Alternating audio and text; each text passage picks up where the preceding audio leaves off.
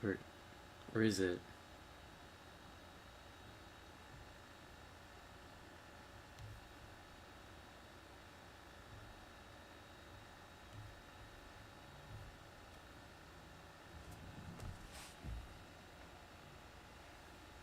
My settings just that low.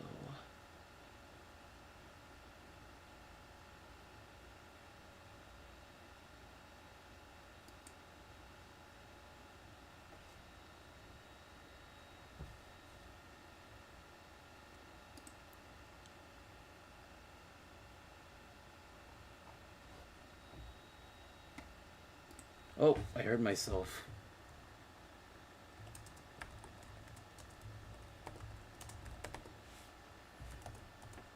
Heard myself.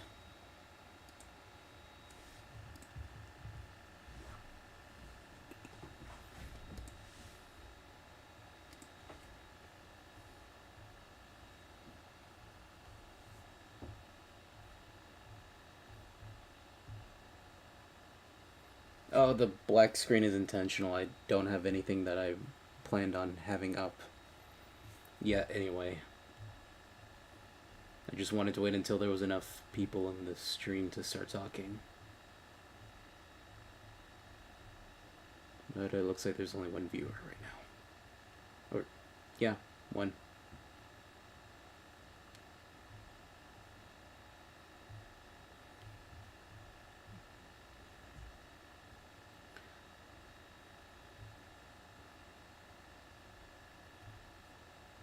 Talking about what I wanted to talk about anyway.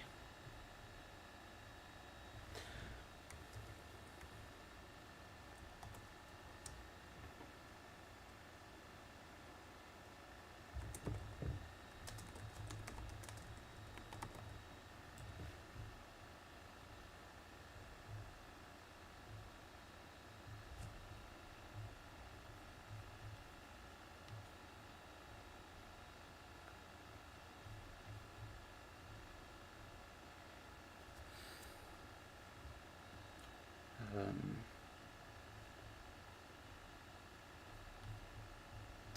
well,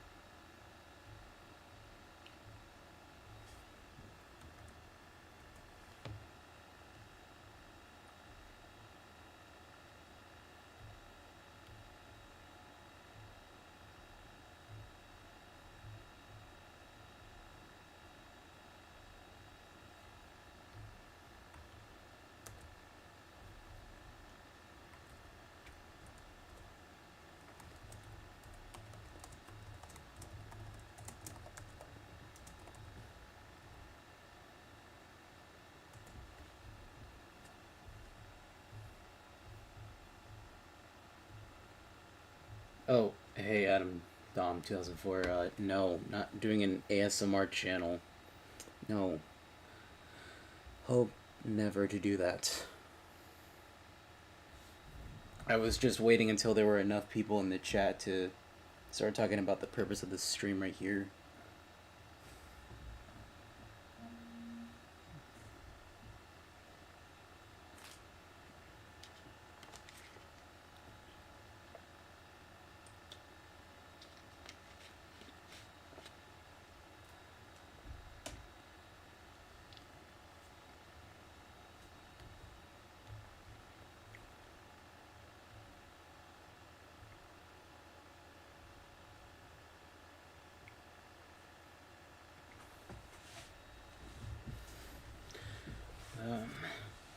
I really don't know what to talk about before I go ahead and start talking about, really.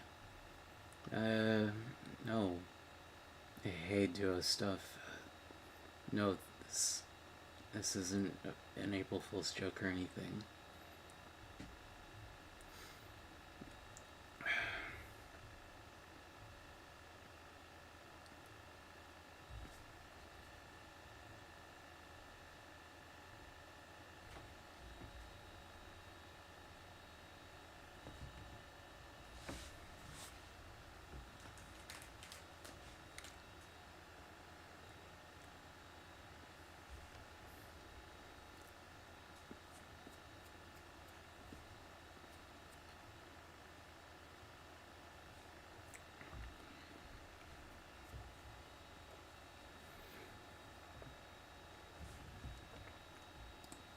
While I'm at it,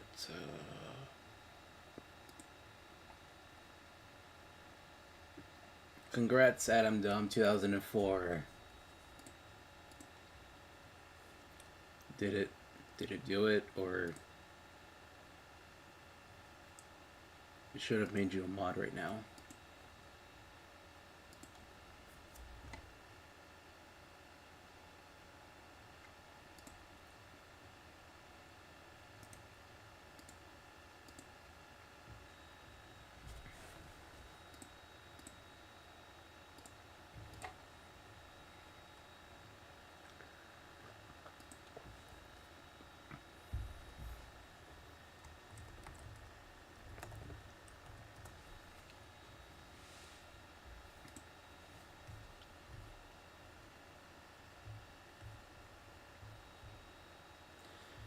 Okay,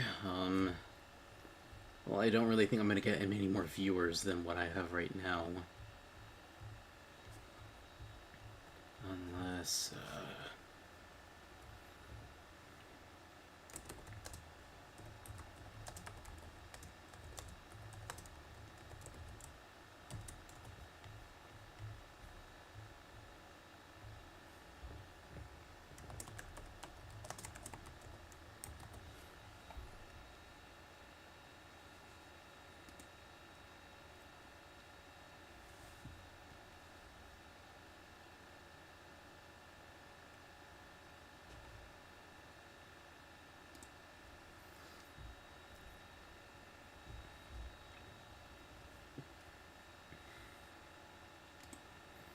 you know what? I'm just gonna go ahead and start talking. I feel like this is a decent amount of people to talk.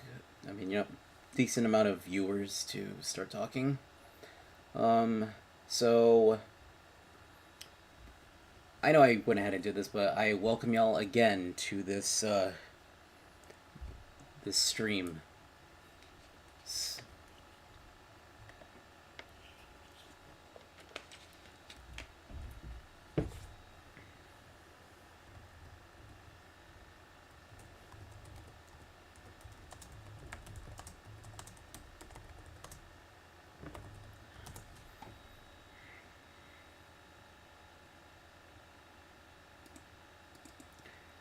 So I don't know if any, like, I know some of y'all are like viewers of mine that have, I'm, probably y'all probably haven't even noticed, like, what the hell is up with your uploads lately? I mean, you go from from uploading a single like Shovel Knight vid 1 month, and then a few one SEO video and 3 Paper Mario vids within a month, and then just disappear again. What the hell? What the hell? What's up with that, random geek, huh?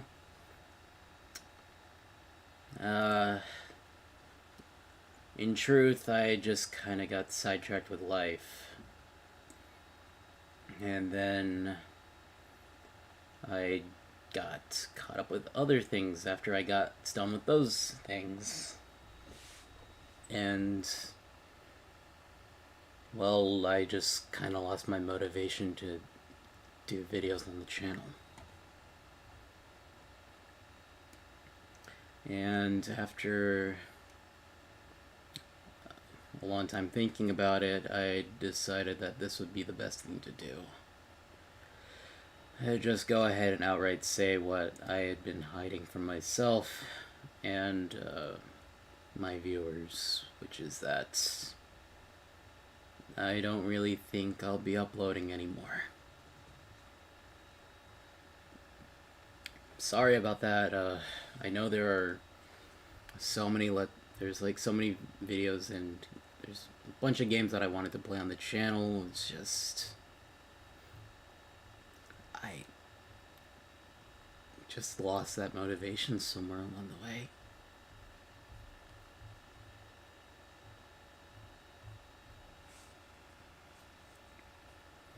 Yeah.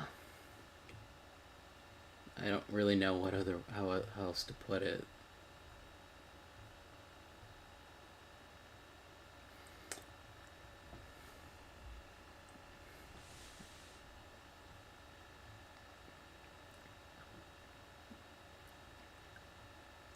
Sorry.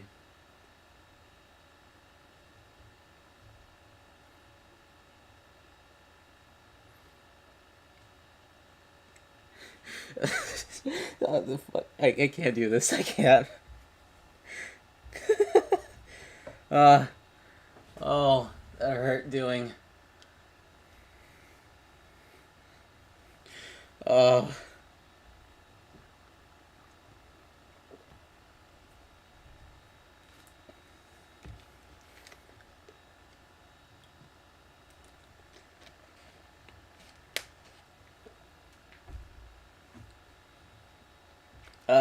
Fuck.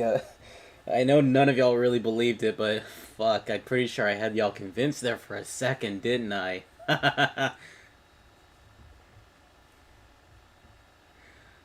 uh, nah. No, I still do want to put up videos on the channel. It's just that I kind of got, okay. Uh, okay, Chad Mario, never say that to me again, please.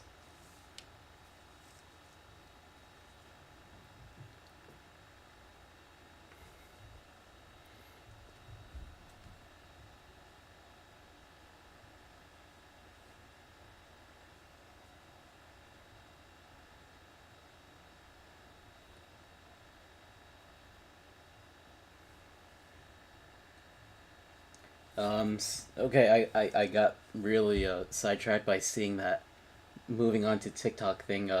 No, I hope to never use the TikTok platform as like anything for a random geek. I'd just sooner rely on I don't know, Facebook.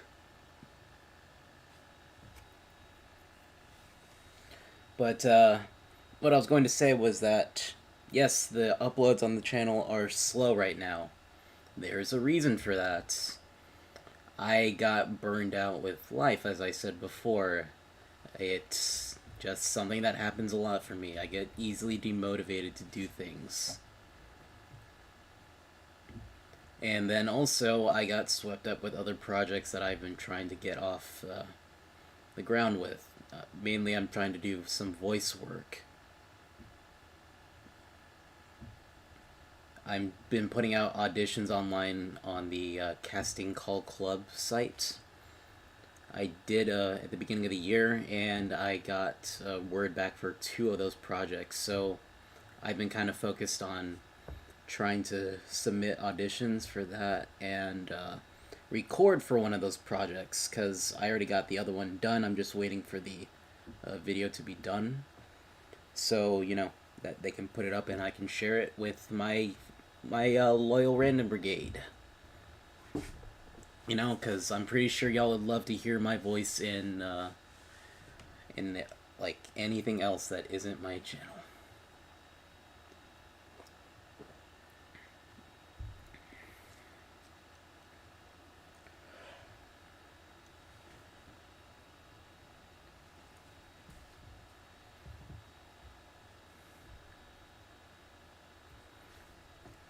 So yeah, that's what I really wanted to say.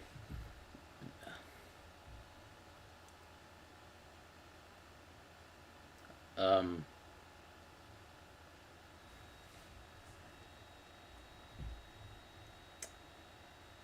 that was something that I was trying to keep under wraps for until we actually had something substantial for that duo. Because I haven't really done any. We haven't really done anything with that.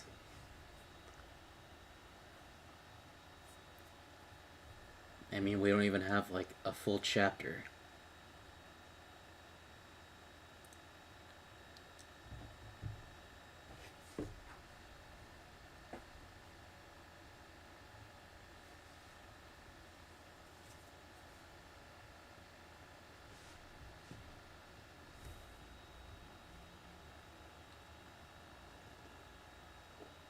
Either way, as I was trying to say, yes, the uploads on the channel are slow.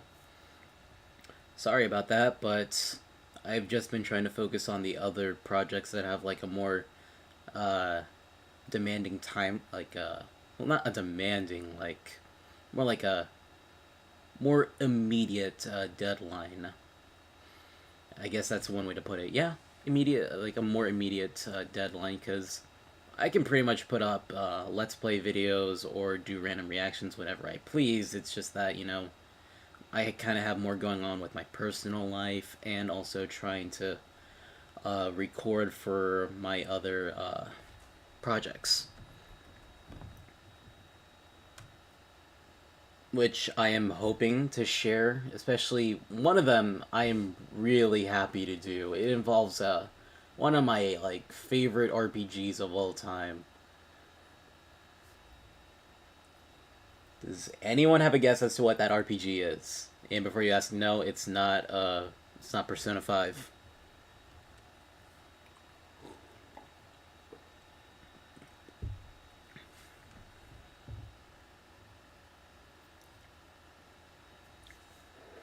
But I'm hoping to start recording again soon.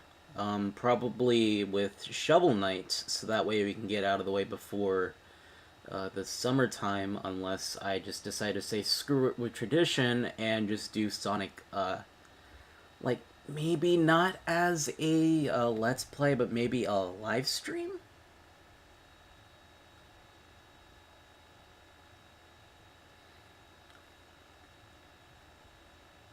Oh, I'm just seeing the chat right now. Let's see, is it the one you already told me about, or is it a? Well, what RPG did I tell you about? And thank you, Nate the Great. And I wish duo stuff that Persona 6 already came out, but I feel like we're going to be waiting a good while. I feel like I'm going to be 26 by the time the game comes out. I'm already going to be 21.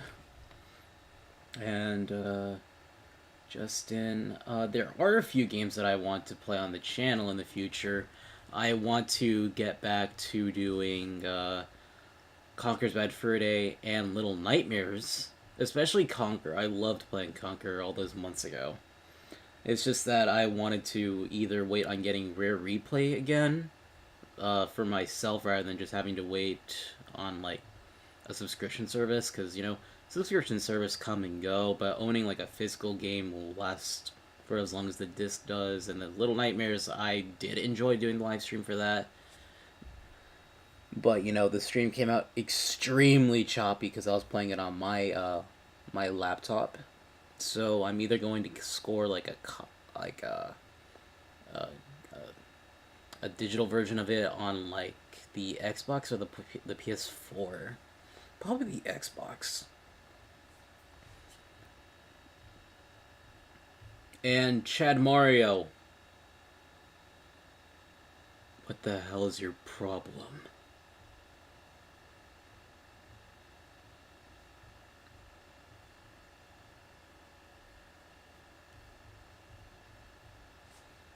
I I I can't. No. No. I am utterly repulsed. Looking back on it now, Paper Mario Sticker Star is... Ew.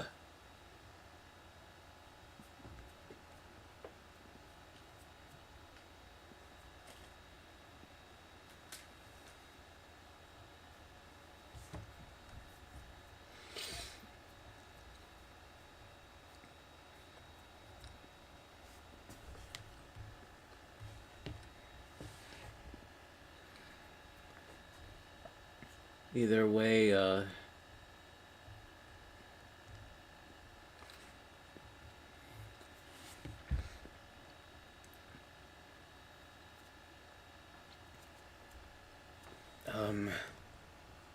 I take it none of y'all can really guess what it is.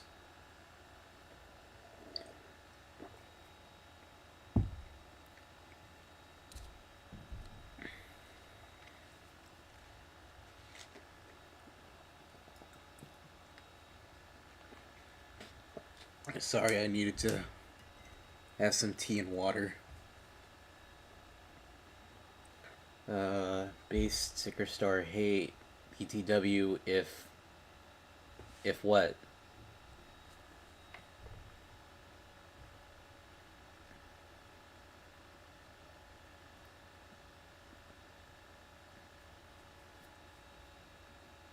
It wasn't that bad. I played it. Well, how long did you play it, Justin? Because I played it like up to, I think it was the forest. No, it wasn't the forest. I did the pyramid, the basic area. There was a winter area. I think I made it all the way to Bowser's Castle, but just stopped before like I made it any further, like to the final boss. And oh, it was just a slog making it through there.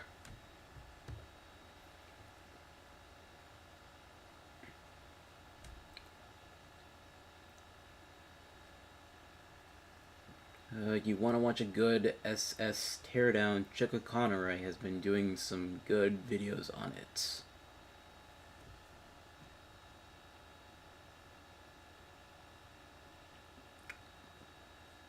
Justin, somehow I doubt that. At least whenever I'm comparing it to what I've played of Paper Mario on the Nintendo 64 and what I've played from Super Paper Mario, it pales in comparison to what I have played from either of those games. Purely based on charm, characters, and design.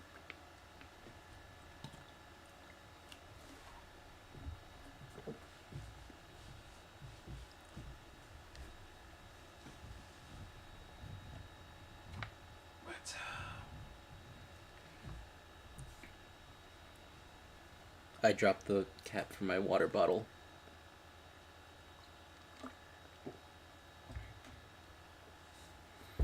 Beaten it twice and hated it both times. Wow. That is some serious hate right there. Either way, I take it that none of y'all really have a guess as to what it is. The RPG that I was talking about.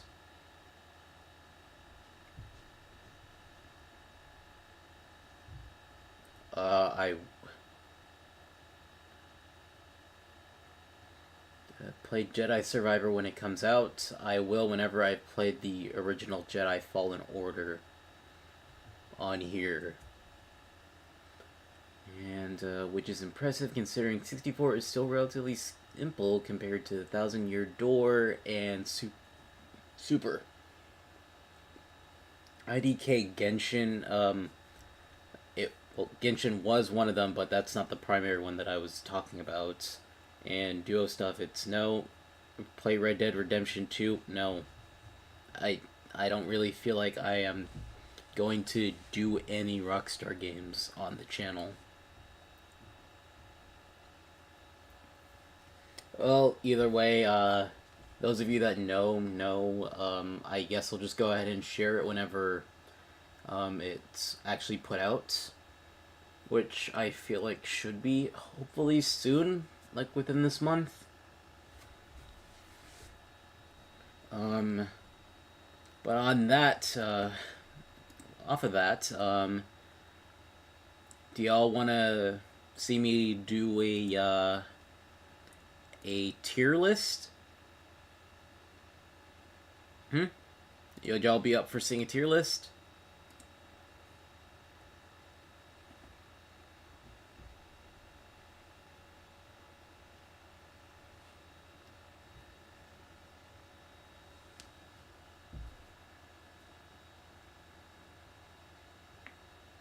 No, Rockstar Games. What did Guitar Hero ever do to you? What?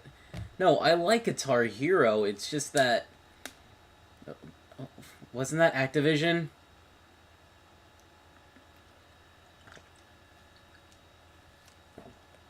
And secondly, I don't feel like I can really get away with doing GTA on my channel.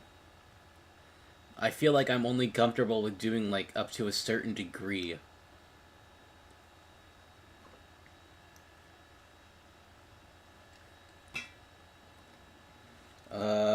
I don't know. Do y'all have any recommendations for like tier lists we can do? I was thinking Kingdom Hearts, but since I'm probably the only person here who knows like a good chunk of Kingdom Hearts, like as to what's going on in general. I don't feel like Kingdom Hearts would be the best idea.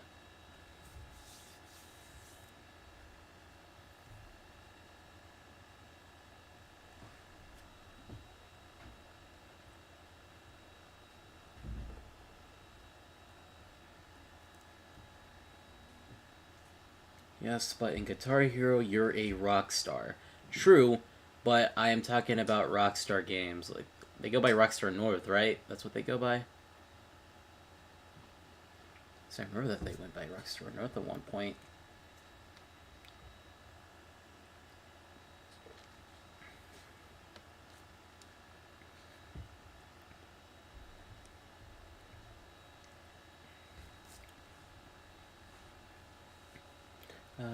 Sonic games. Also, I'd at least like to know your opinions on Dream Drop Distance. Oh, well, since we're talking about that, Duo, have you do you want to start with Dream Drop Distance? Because I remember you like saying that you would be interested in playing the Kingdom Hearts games at one point, but do you intend on starting with Dream Drop Distance?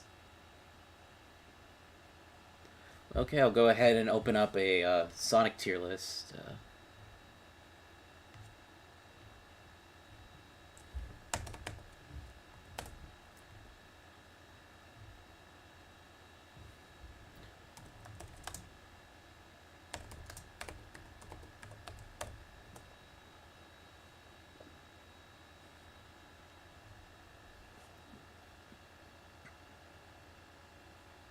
Okay, let's see.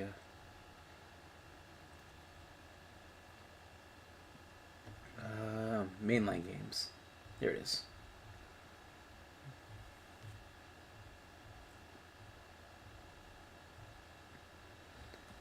So, my opinion on Dream Drop Distance. Dream Drop Distance as a game it's not one of the, wait, before I say that, I've been trying to play through the original. It's a little weird to play, so I'm unsure of how I feel about it. Oh, yo, hey, what's up, Retro Gamer Yasuke? What's good, fam? I tried to stream. All of a sudden, nothing worked. Damn, that's a shame, Yasuke. Um, Also, while we're here, y'all should check out Adam Dom 2004, Duo stuff, and Retro Gamer Yasuke. They put out some really good vids. Yasuke does Let's Plays of a bit of everything. Right now, I believe he's putting out like Mobile Legends videos, and I believe he was doing a Let's Play of Final Fantasy 1 on the PSP, which you should check out. A lot of fun there. Adam Down 2004, he does whatever he wants on his channel. It's all absolute chaos. And Duo Stuff puts out good analysis vids on video games. And I'm from Duo stuff. I mainly just want to know if DDD is a good game since no one talks about it. Okay, so the thing about Dream Drop Distance is that you go back and forth between two different characters. Well, they play similarly. The thing is that they both have like different moves that like I don't know how to put it. Like they have like different like powered moves, and they have like different special abilities. Like Sora and Riku have. Well, I'm just not even gonna go ahead and like at least not even gonna pretend like that's not even a thing. Like everyone who's looked at the art of the game knows that Sora and Riku are definitely gonna be playable in it. But like Riku and Sora will have different like abilities that they have access to.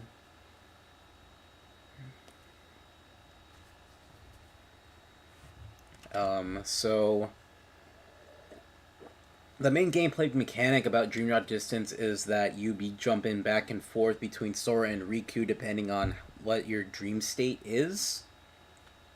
And that thing can be kept up with the disposable items that you can buy. And you can either just let that like drop whenever you please at a save state. Like, no, it just drops whenever, or you can drop manually, or like there are certain points in the plot that it will happen.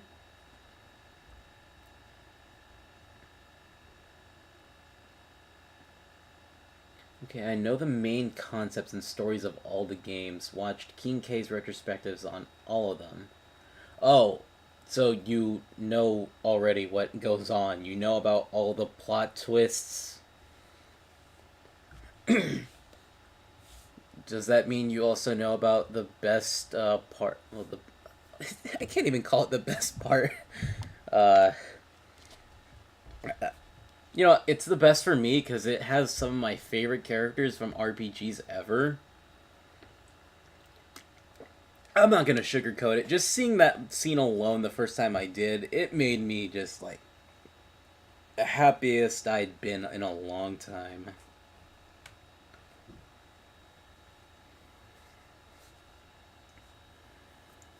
I'm just gonna go ahead and say it. It was the appearance from the characters from The World Ends with You. It was just so amazing to see them again.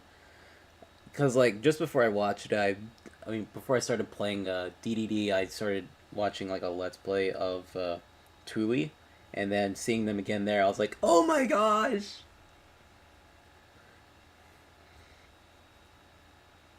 But back to what I was talking about DDD.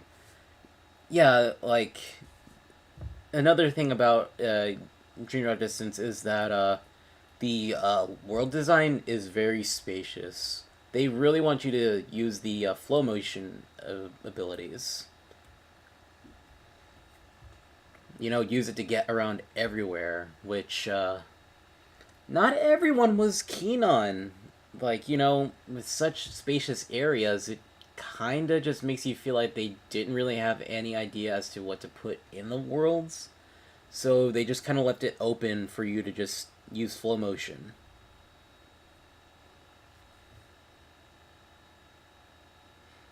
If that makes sense, what I'm trying to say is that they introduced a whole mechanic and really didn't think it through entirely, if that makes sense.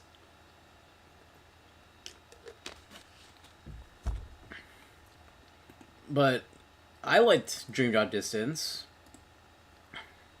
I thought it was a pretty good game. Not the best in the series, but I thought it was still a fairly good game.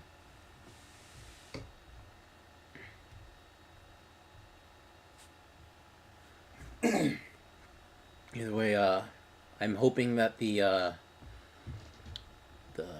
tier list is appearing on the stream. Do you think I could theoretically start with either BBS or 358 Days Over 2? Well, lore wise and in terms of gameplay, you would definitely want to start with Birth by Sleep. Recoded is the one that is just pure filler.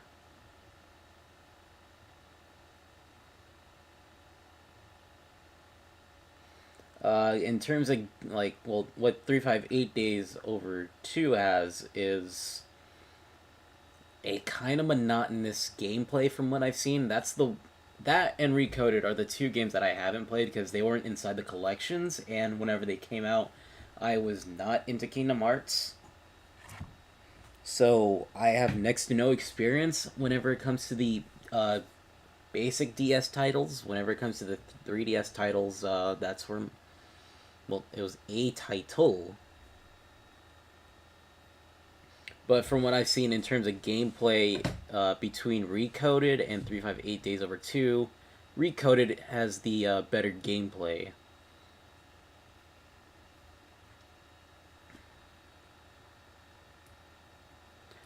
But I'd say BBS. Yeah, BBS. The story in Birth by Sleep, well, that's what BBS is. It's pretty good for being a prequel. Its gameplay is on par with Kingdom Hearts 2, in my opinion. And the character selection that you have there is really good because they each like have their own unique skill set.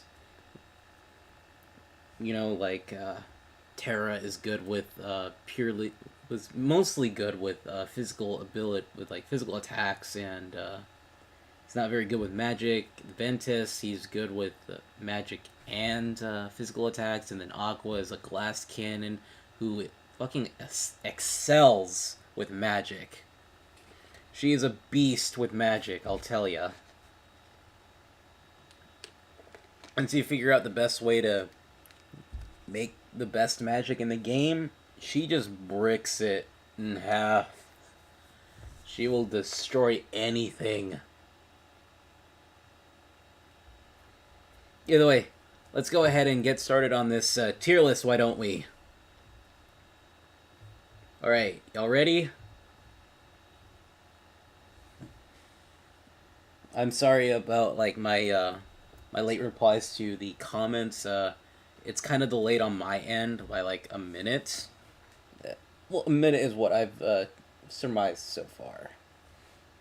And let's see.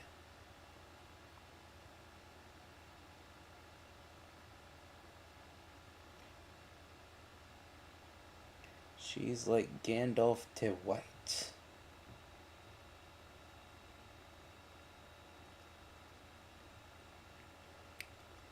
I wouldn't know about that because I've never actually either read nor watched any of the Lord of the Rings movies. But from what I've heard, he is really powerful. Okay.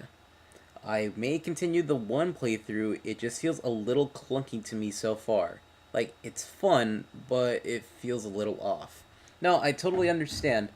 In terms of gameplay, Kingdom Hearts 1 is probably the most clunky out of them all. Which I feel makes sense. I mean, in terms of like their library at the time, I feel like Kingdom Hearts 1 was the most ambitious being an action role playing game. Like, everything else that they did was just like a kind of basic role playing game if you think about it. Like, the Final Fantasy titles before, like, 15, I feel, were all just like basic role playing games. And like Chrono Trigger, Chrono Cross, from what I've seen, those are basic RPGs as well.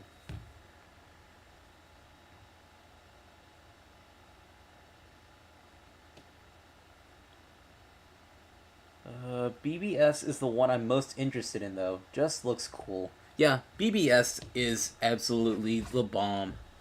Amazing gameplay. Amazing, like, well, the story isn't amazing.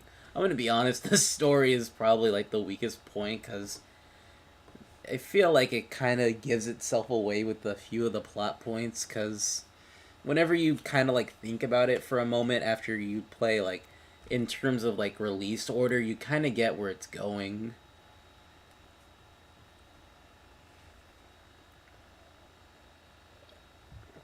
But the voice actors, I feel, are like the part they bring out the best part of Birth by Sleep. Even if the voice actors for Ventus, not Ventus, Terra and Aqua aren't exactly the strongest voice actors at the time. Um, I made it halfway through The Hobbit before giving up. Tolkien never gets the point! I mean, Tolkien never gets to the damn point!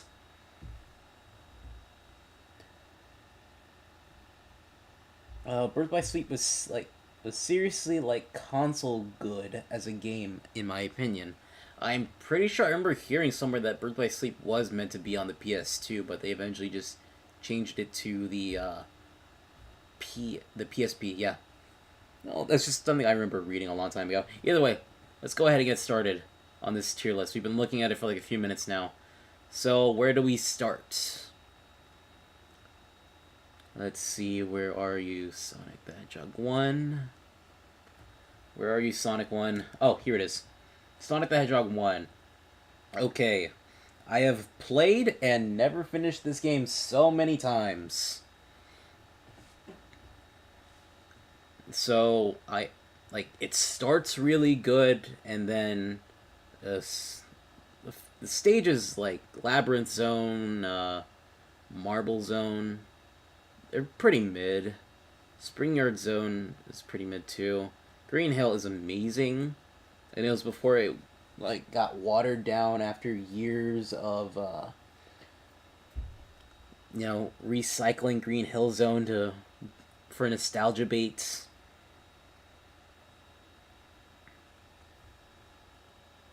So I'm gonna go ahead and give it like a solid B.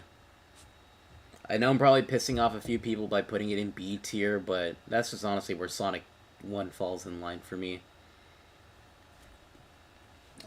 Speaking of good RPGs, if you like good stories, I'd highly recommend Xenoblade Chronicles. That's the thing. I have been looking into playing Xenoblade Chronicles for forever.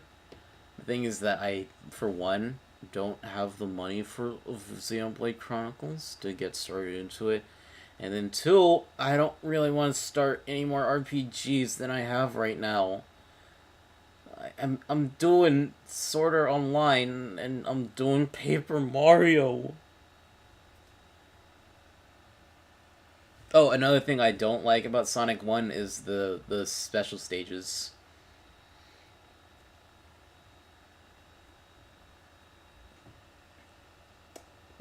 Thanks for the wrench. I shall not fail you. Please do good by it, the wrench. Retro Gamer Yasuke. Do you have a Switch? Yes, I do. That's how I'm doing the Shovel Knight Let's Play right now.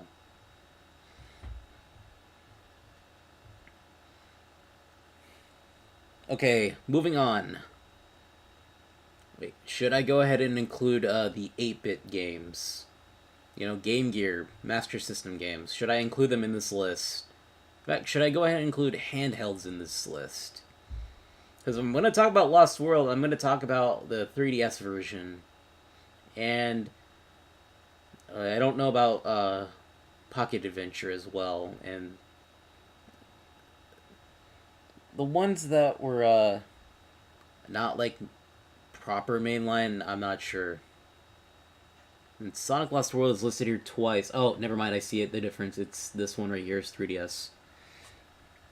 Oh, okay, didn't know that. Oh, it's cool. It's cool, fam. Sorry if that kind of came off aggressive.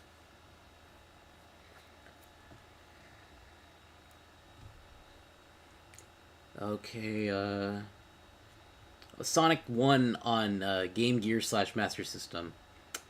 Yeah, I barely played any of it. I didn't make it past Bridge Zone, if I'm going to be honest. Just, especially whenever it comes to looking for the emeralds.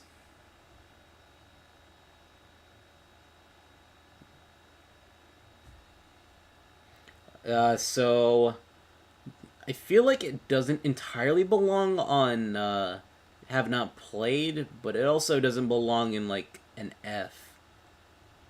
Uh, oh, I know. Uh, let's see. Uh, at a row below.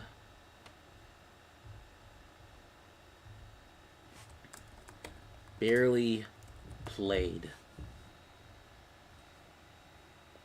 I mean, if you want to. Did you play Sonic Blast, though?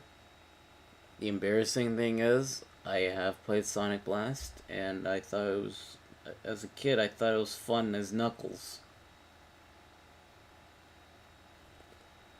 And then I look back on it, like, I think it was, like, during the quarantine that happened. I tried playing Blast again, and I hated it.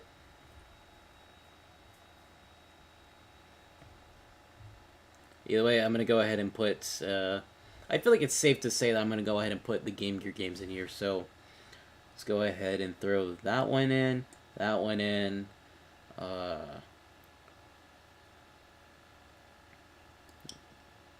oh,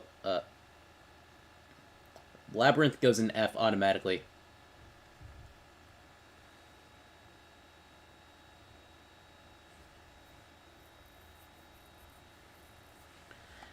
I've always wanted to play Tales Adventure, but have not yet.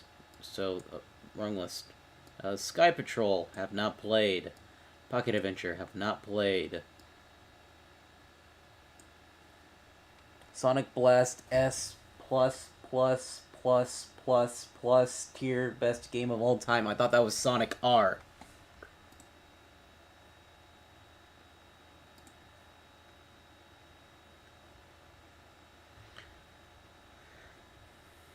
And I have not played Mania. I know, blasphemy, but I feel like that's for the best, considering I've heard things about. I've heard middling things about that one. And let's see what else goes in there.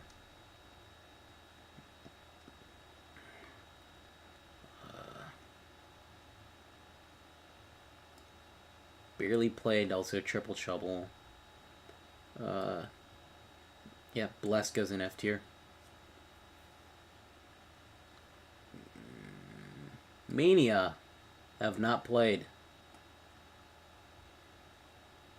Knuckles Chaotix, have not played. We're just getting rid of a good chunk of the list right here. Sonic Unleashed for the Wii, have not played. Sonic and the Secret Rings, have not played. Let's see. Sonic Rush Adventure, have not played.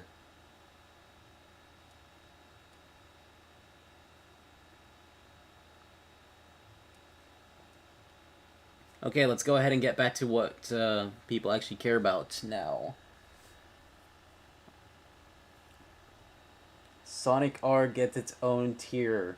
Is it above the tier that you planned on putting Blast in? Okay, Sonic 2. Pretty much Sonic 1, but better.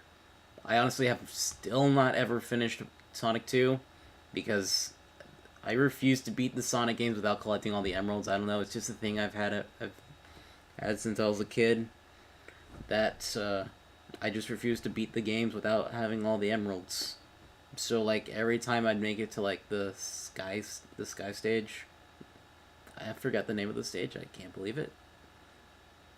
I just stopped the game, and then I just like start up a new game. Unleashed was fun to me, but I also haven't played it in years. Liked and shared on YouTube. About to share this more. BRB. Okay. Okay. See you in a bit, Yasuke.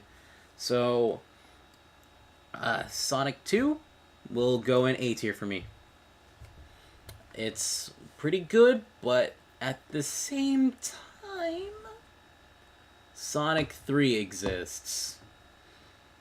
Where's basic Sonic 3?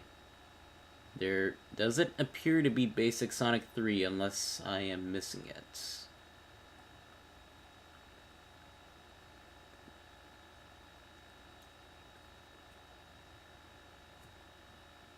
Nope, Sonic 3, basic Sonic 3, and even Sonic and Knuckles isn't here.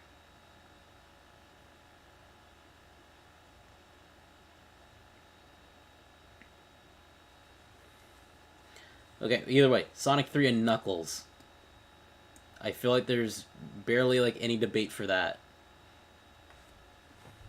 Amazing soundtrack, amazing stages. The special stages are iffy.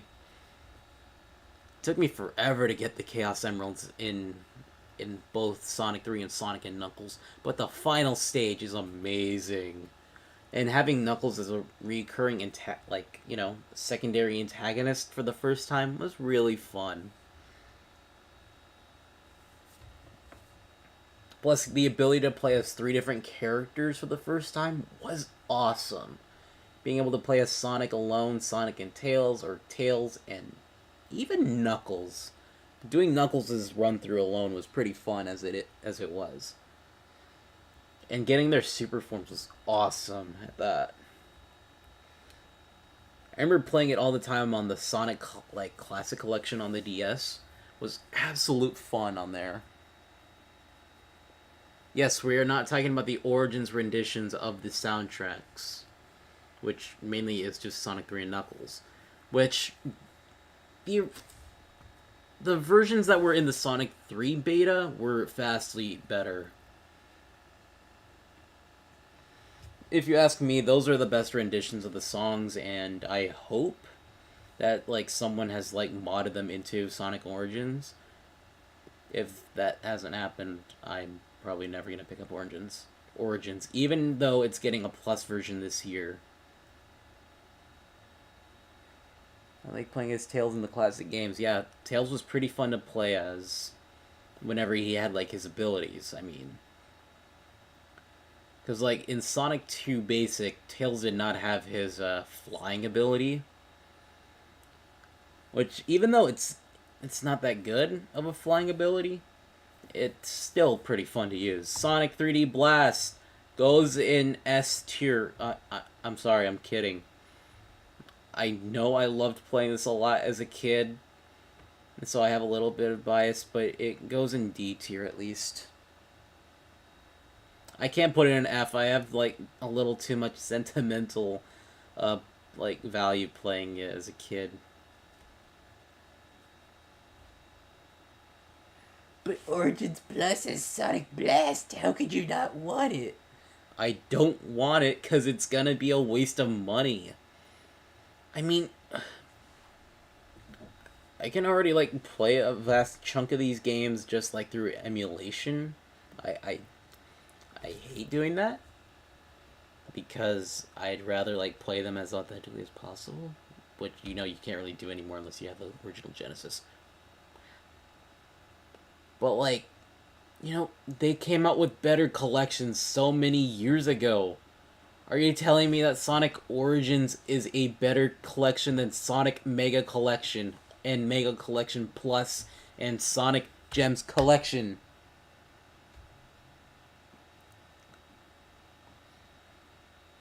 Can you tell me that I have no reference for Gems Collection? I'm just going off of what I've seen of the Gems Collection and also hearing Gems Collection's OST. Not as good as Mega Collections, if you ask me, but still pretty good. And yeah, like Duo said, 3D Blast has a good OST at least. It was so good that they used it in Sonic Adventure.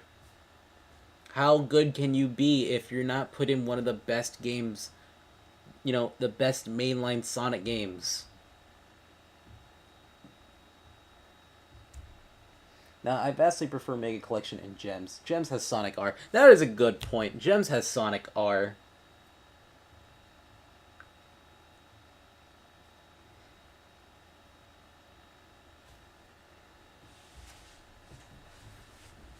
Okay, after 3D Blast would be... Well, I already put a vast chunk of the series in Have Not Played and Barely Played. So after... I just realized I skipped over CD. CD, the thing about CD is that it reminds me a lot of Sonic 1, but it's also at the same time brings out the best of Sonic 2 level design.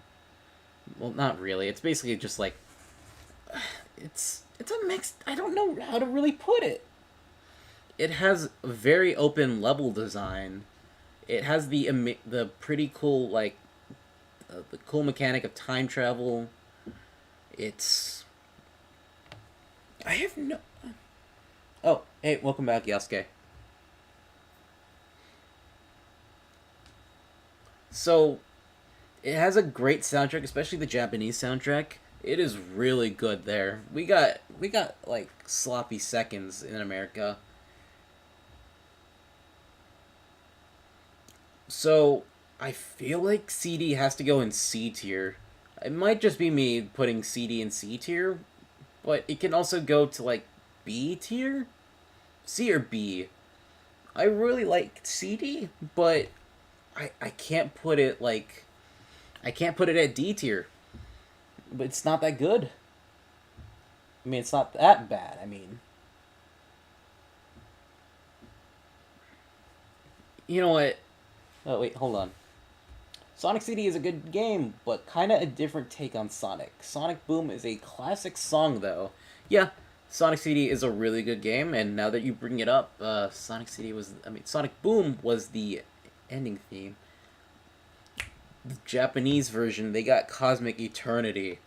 That's a very good song. So, just for those two tracks, I'm putting it up to B tier.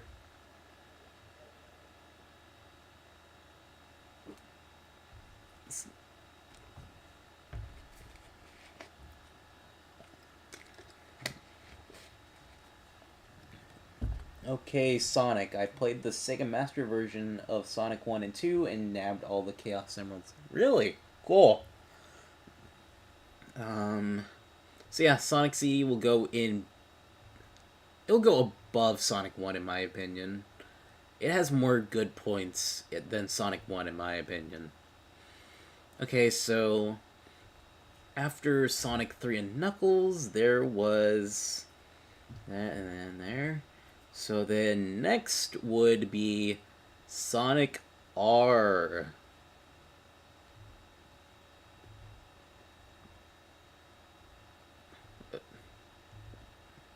Okay, I know what to do.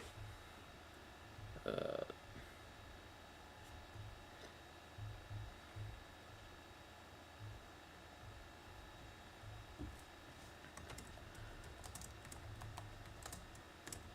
Super Sonic Tier. Double S. Sonic Genesis 123 beat got all Chaos Emeralds 2. Cool games. Sonic art is awesome. Beware the Tails doll. I know, he's really scary, especially whenever he has that gun.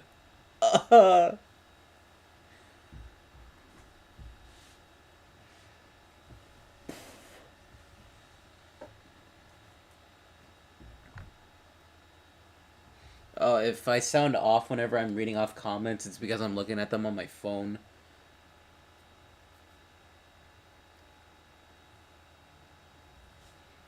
Okay, after Sonic R, the reasonable step to take would be to go to Sonic Adventure, which I did a Let's Play of like 2 years ago, I think it was. Yeah, 2 years ago. It was during the summer. So, Sonic Adventure 1.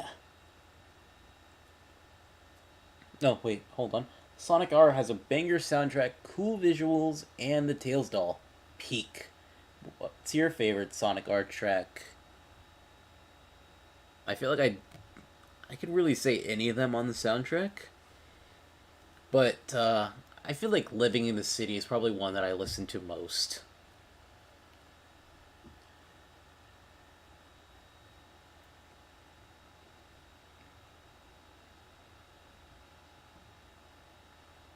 Tails doll with a gun could probably kill Goku, not gonna lie. Yeah, he definitely could. Could probably kill Omni-Man. And maybe Haruhi Suzumiya. Wait, was she the god? Or was it Kion? I keep on forgetting.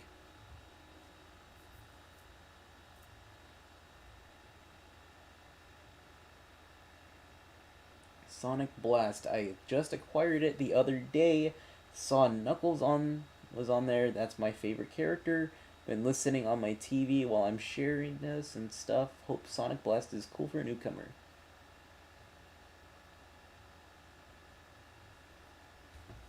Okay, either way, back to Sonic Adventure 1.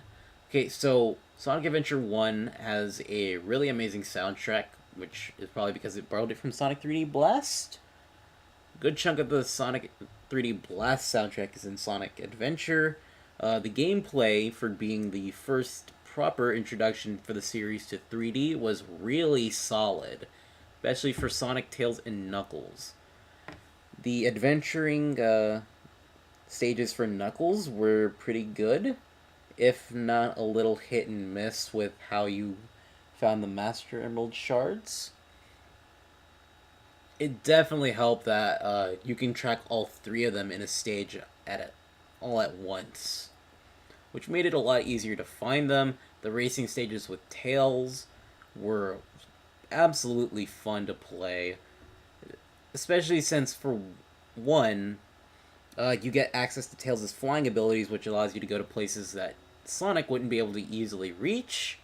And two, since it's a segment of Sonic stages, you get like more familiarized with it, so it gives you like an idea of what the best routes to take are. And Sonic stages are just absolutely fun. Getting to like explore these places at top speeds while also like solving little puzzles here and there was absolutely fun to do. And then there's Gamma stages, which are all about shooting stuff to save up your time. Was really fun to do. Amy stages were pretty fun too, being mostly focused on puzzles and avoiding a giant ass robot that wanted her bird. And then Big's fishing. I'm gonna be honest, for as much as I raged on it during the Let's Play, it didn't piss me off that much. I mean, it definitely made me mad, but not comically mad. It was annoying to be sure, especially since fishing doesn't really fit with my idea of Sonic, even if they did bring back fishing for Sonic Frontiers, which I feel like was definitely handled better because it was done simple.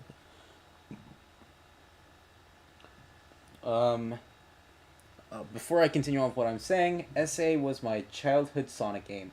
Aged, but fuck if I don't still love it.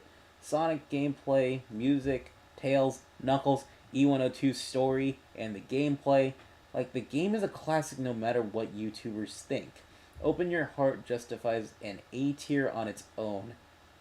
Use case Sonic Blast is absolutely horrible, we're just making jokes.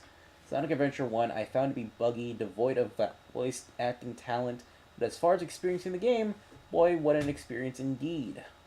Really, I'll make a note of that. SA2 is definitely harsher on the player, but it's so much fun when you master it. Combine that with the great OST, great speed, and mixed stages, the best child garden, and the best story/character arcs. So what I was saying before, yeah, the voice acting in Sonic Adventure 1 is terrible. Yes, it is absolutely bad. Well, I mean, I feel like the voice actor for Eggman's voice actor definitely gave the best performance. But, besides that, I don't know, the poor voice acting adds to the charm for me. I mean, this was during a time where, like, we didn't really have, like, an idea of how to properly, like, convey what Sonic, the emotions really were about. How to handle them with voice acting. Even if we did have 3 cartoons at that time portraying a different version of Sonic and 1 OVA for the Japanese audience, which we did eventually get, but I don't think... Did that come out after Adventure? Or was it, like, before Adventure? But either way, we had, like, vastly a lot of different versions of Sonic, so there was no concrete interpretation of him during the 90s.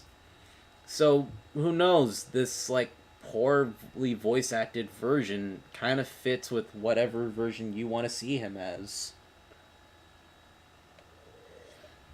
Either way, the voice acting it enhances the experience for me. I mean, sure, there are better voice performances given throughout the series, but I don't know. I feel like poor voice acting really adds to a game. I mean, how many people like still watch the Resident Evil 1 cutscenes? I mean Resident Evil 1 uh PS1 Sega Dreamcast, those versions, the ones before the RE1 remake came out on like the GameCube, Xbox 360, PS3, Xbox One, you know, whatever platforms SA1, I mean, RE1 remake is on. Either way, yeah, I feel with all the points that I've brought up, the amazing sound, the gameplay being pretty good all around, except for Biggs, the amazing soundtrack, the story that they tried to convey with Sonic Adventure 1, I feel like it was building off of what they tried to build, what they tried to do during the Genesis games. Kind of feels like it was hinted towards, especially during Sonic 3. Especially whenever you take into account that this was probably like the first version of Sonic that like actively kind of cared about like his villains. I mean, he was concerned that just capturing Chaos in the Master Emerald again would just lead to his hate building up over time and just leading to it happening again for other people in the future. So he just wanted to deal with the situation now, put him at ease, and just let him go. That was really good. I mean, we didn't really see that Sonic during the modern era we have now, did we? We're getting glimpses of him with Frontiers. So, for all of that, I'm gonna go ahead and... Oh, shit, no. I wanted to put it in S tier. Sonic Adventure 1 goes above Sonic 3 and Knuckles in my book, if the tier list won't let me. Okay, now it's letting me. Okay. Okay, looks cool for a Game Gear title, the sprites that is. In the series, and SA1 is my favorite in the series. Sonic Adventure is top tier, as is Adventure 2. Straight up love both. Agreed. Okay, so after Sonic Adventure 1 would be Sonic Adventure 2, and I hope y'all can definitely hear the train, can't you?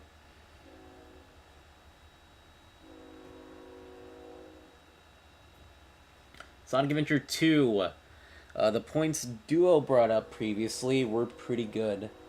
Like, yes, it is more difficult for the player. It kind of feels like the game expects you to have, like, gotten a really good handle on the gameplay from Sonic, Gamma, and Knuckles from the previous title. And it definitely puts more restrictions on the player as well, with Sonic not being as not as like loose as he was in Adventure 1. He was absolutely like loose in Adventure 1. You can like go through so many stages fast with Sonic just by doing like the spin dash jump. And with Gamma's gameplay, I don't know what it was about it, but it just felt kind of like more, I don't know, heavy. He feels a little. The mech stages for Tails and Eggman feel heavier than they would in Adventure 1.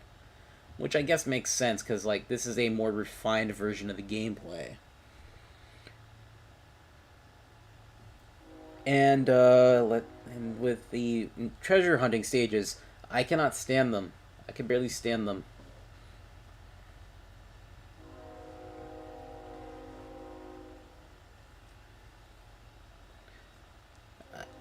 I don't I the restriction, just putting the restriction for the putting restrictions on finding the emerald pieces and keys was just bad. I mean, I feel like that was just mainly done to artificially lengthen the time for the stages.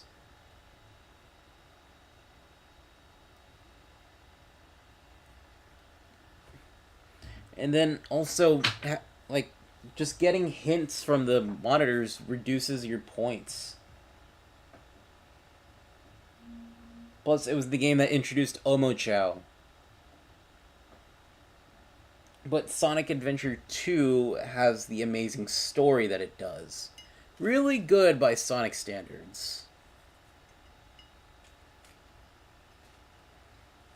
Especially that final boss. For as much as difficulty I had with it during the Let's Play, it was really awesome to play.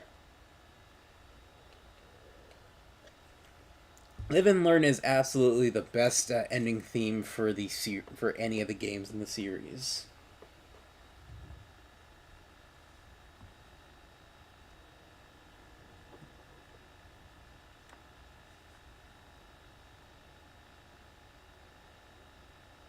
The ranking system is straight up what makes SA2 work. It's a game about mastering every part of a level to play it as fast and fluidly as possible while looking cool. Yeah, half the treasure hunting stages are good, half are terrible.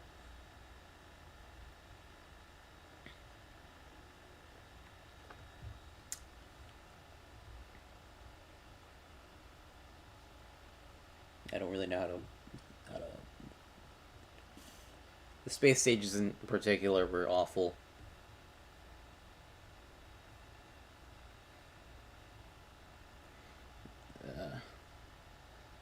Rouge's vault stage was pretty bad. What else? What other stages am I thinking of? The pyramid stages were pretty mid. But Pumpkin Hill is absolutely the peak of Knuckles' stages. You guys know that.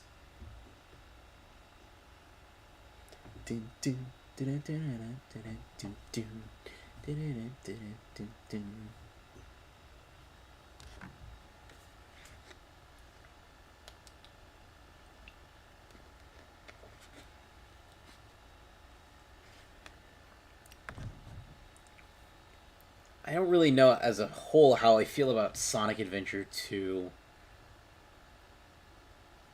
But, like, the idea of it being difficult as it is purely just so that way the ranking system works. I mean, no, that's not what it is. The ranking system is what makes SA2 work. I don't know how I feel about that idea. But it's not, like, it's not terrible. It's really, really good. But it's not above SA1 in my opinion. But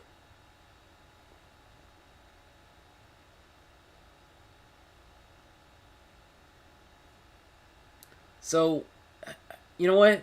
Let's just go ahead and put it below SA1. First, Knuckles and Rouge's stages, Pumpkin Hill, and Fight Me, Security Hill are all fun to me. I can see how those are fun. Looking back on it, Security Hall wasn't, like, the worst. It was okay, in my opinion.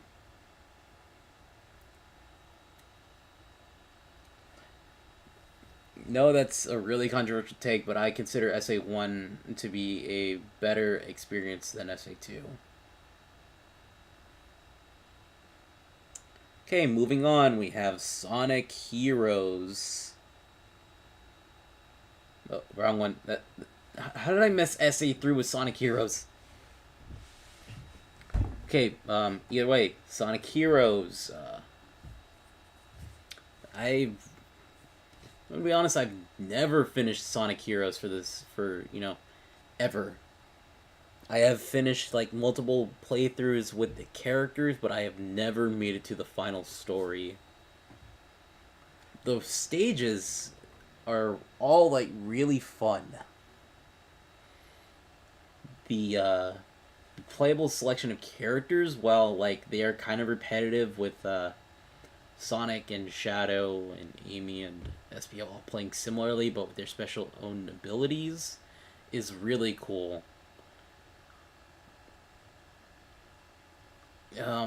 Another thing to say about it is that the music throughout the stages is really, really good. I feel like everyone would enjoy Hang Castle.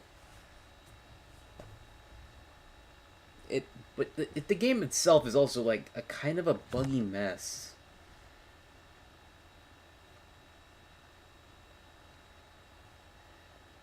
The voice acting in Heroes, especially, it's hit or miss.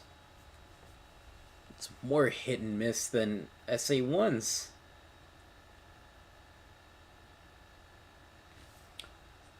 I mean, SA1 and SA2 are pretty close in quality to me. Sonic Heroes is just fun. Definitely messy in some ways, but it's just a really fun game. Also, Heroes OST is fantastic. I would like to know more of Rouge's background. How did she come to the employment of American government? Are there others and such and such? Who knows? Either way, since I have never fully finished Sonic Heroes, I cannot confidently put it in S tier, but I also cannot confidently put it like below C tier. So I'll go ahead and compromise and put it in A tier.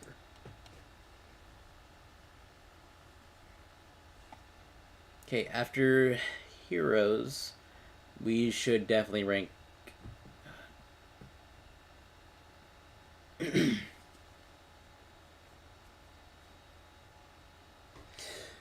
Shadow the Hedgehog. I have never completely finished this game.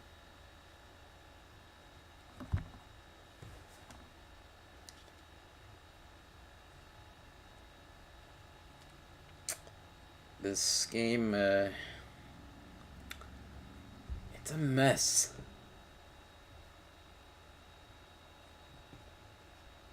I believe this was the game where they started using the 4Kids voice actors. Or was it the advanced games? For that, I have vague nostalgia for it.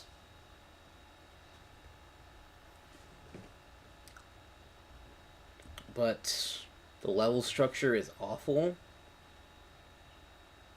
The story told is pretty awful. But the music is pretty good, as always. When as a Sonic...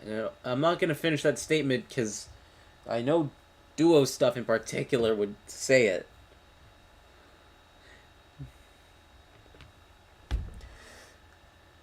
Ugh. Shadow is a bad game, but I don't... It doesn't feel right putting it in the same tier as Labyrinth and Blast. It feels rude. I'll go ahead and put it below 3D Blast. That feels like so rude to say to any video game that it is just as bad as Labyrinth and Blast.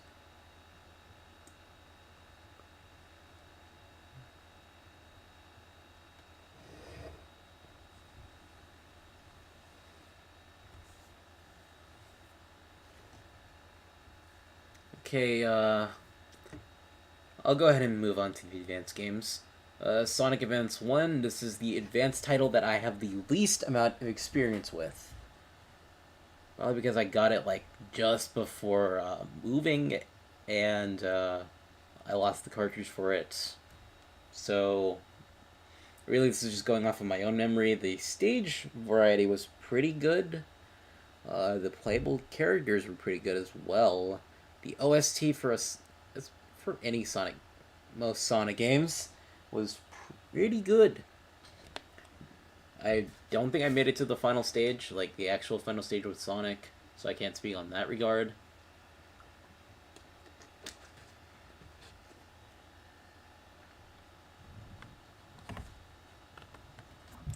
But I'll go ahead and put Adventure 1 in B tier. You know, above Sonic 1. Because I feel like Sonic 1 is like the pinnacle of like, yeah, I'm B tier. I already read that one. Been watching Adventuring Oarfish's videos on Shadow the Hedgehog. I was surprised that there was a game connected to Sonic, and why a gun? If I'm remembering right, it was because that Sega at the time wanted to start putting out games that were spin-offs of the main Sonic series, and they held a poll, and the character that ended up winning the poll was Shadow. Because Sega like kind of toyed with the idea of giving Sonic characters a gun all the way back in Adventure 1, and they eventually decided to do it proper with Shadow the Hedgehog.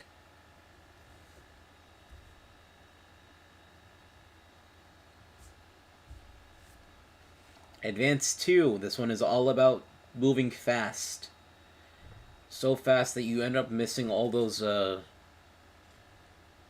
missing all the, what the hell were they? The medals? You end up missing all the medals. But the character selection, as like said with Advance 1, was really good, especially Cream with her flying demon, I mean Chow, cheese. So I'll go ahead and put it in A tier.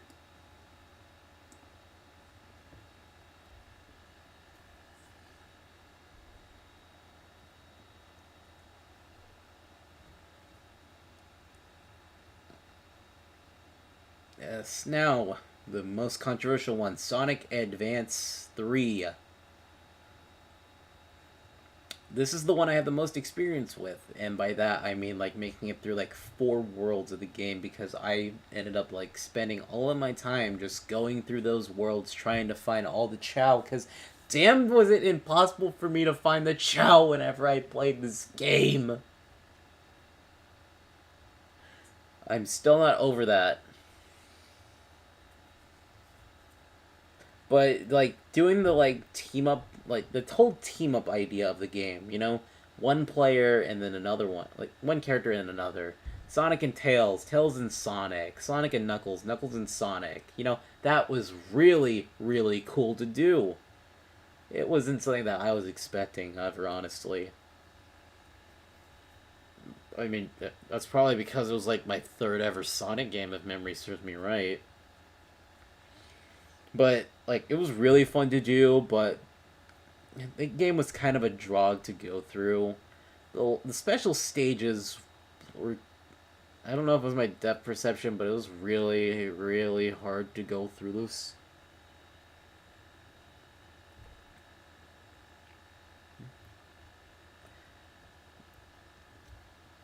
But either way, I know I had a lot of fun with Advance 3, more than I did with the other two. So I'll go ahead and put it above Advance 2. I can't confidently put it above Sonic 2, but it definitely goes in A tier.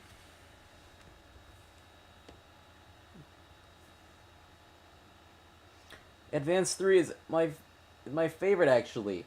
I think. LOL. Huh.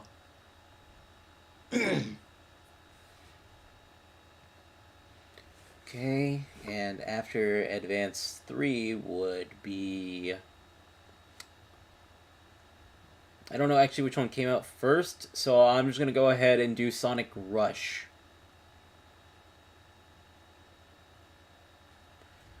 Sonic Rush, really a lot of fun to play. It was the first... Yeah, and actually, it was the first Sonic game to introduce the boost mechanic. Really, really fun to play, especially in those stages. And it was really fun getting to play through the game in a different perspective with Blaze's story. Especially whenever you real... Actually, this was mind-blowing to me as a little kid, but actually fighting Eggman Nega against... with Sonic and fighting against Eggman with Blaze really blew my mind as a kid.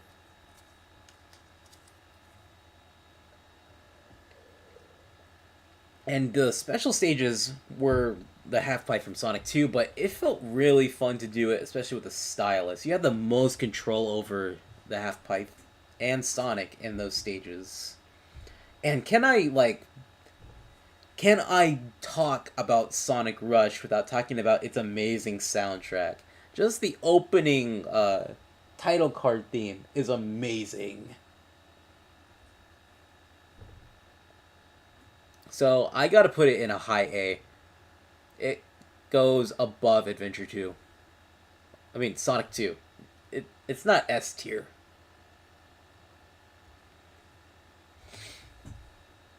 Did you know Michael Jackson did the music for Sonic 3? That was way too late, my bad.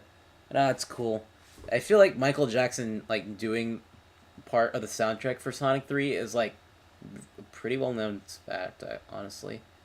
But I believe it was, like, late in development, otherwise we wouldn't have found those early versions of the songs that were in the Sonic and Knuckles collection on PC, because those were found in the beta build for Sonic 3 as well, so it definitely means that Michael Jackson's involvement definitely happened later in development.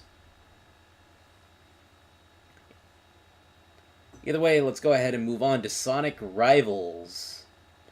Sonic Rivals, pretty mid-game, but it's still really fun, but it's definitely not the most amazing Sonic game. I mean, sure, you get to play through it as 4 different characters: Sonic, Silver, Knuckles, and Shadow. But the story isn't anything special. You know, it's not really anything outstanding. It's just like, oh, we gotta catch Eggman. You're not going first, Sonic. I'll race you to him. Ha! Bet! Faker. I'll beat him more than I have. You, faker. That kind of thing. That's just Sonic Rivals in general. That goes with the sequel as well. So I'll go ahead and put it in C tier. And then, like, Rivals 2 has more variety with its characters and has more story going on, with Silver, SBO, Shadow, and Metal Sonic actually, like, knowing what's going on properly. But at the end of the day, it's still the same exact thing. Well, it has more variety to it with the special stages that with the other stages it has, with like collecting rings and like King of the Hill, I believe it was called. I don't know if it was called King of the Hill, but it was pretty similar to like a King of the Hill type of game. Either way, I'll go ahead and put it above Rivals 1, purely because it has more variety to it. How long has this stream been going on? How long have I kept y'all here?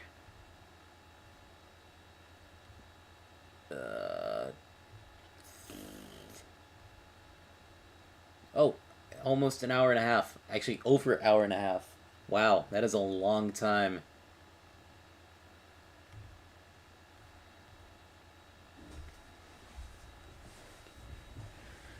So then, after the Rivals duology, we get to talk about Sonic 06. Which I will do, but I need to step away from the computer for a bit. We'll be back in a moment.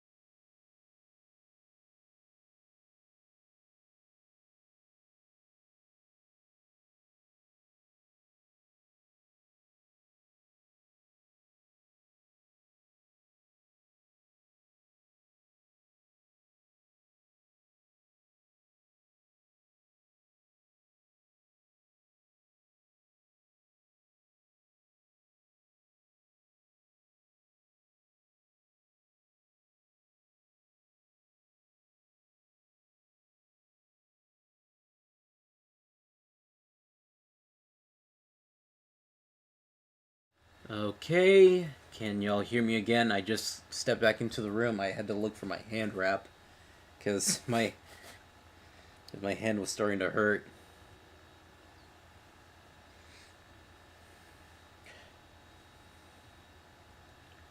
Need to wait a moment, that's right.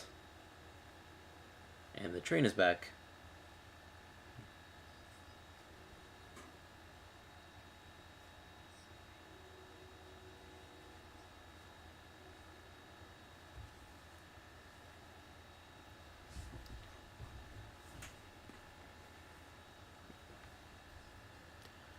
Okay.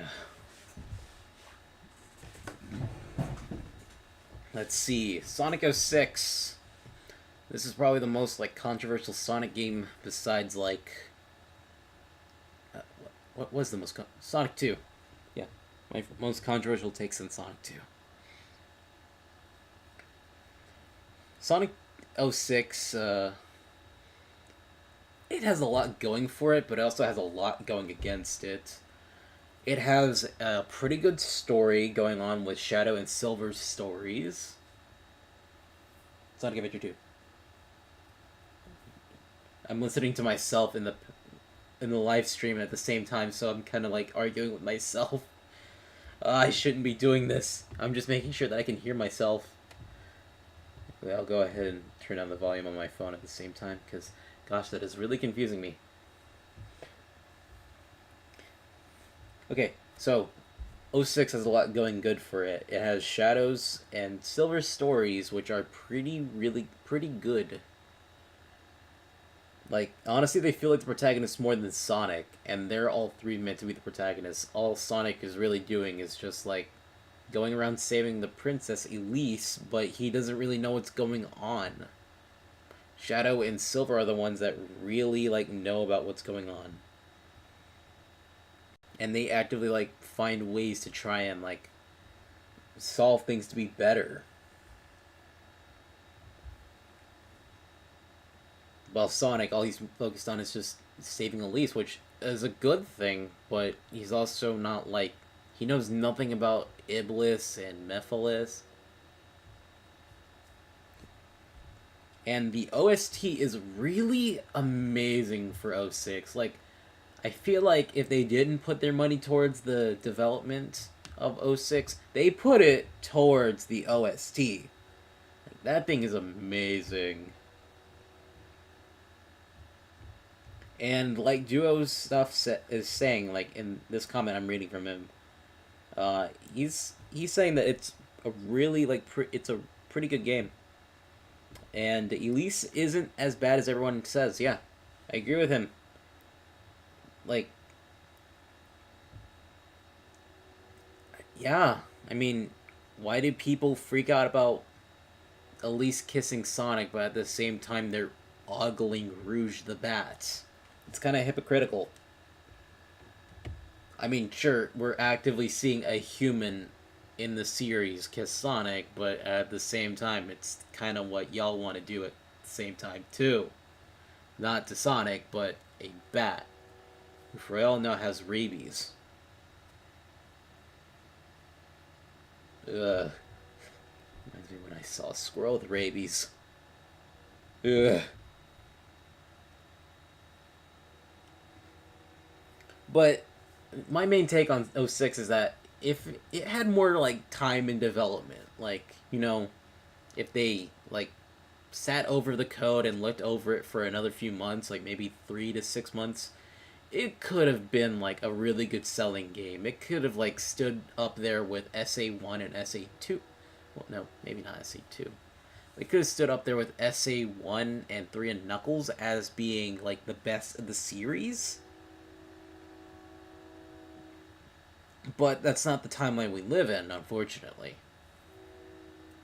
But then again, there are also the people that are working on the Sonic P06 mod, which is like, it's where they're smoothing out the glitches and the issues with 06. And now people are realizing that the levels actually have really good that there's really good level design. The worlds aren't as bad as they thought. They actually fleshed out like the moves that Sonic, Shadow, and Silver have. It's really good. From what I've seen, it looks really good. I can't speak for myself because I am not even going to try running that on my computer. I don't want to kill my computer.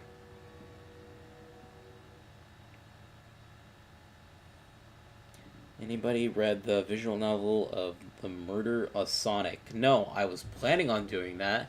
I thought about doing that for this stream, and then I decided against it because I wanted to do this April Fool's joke.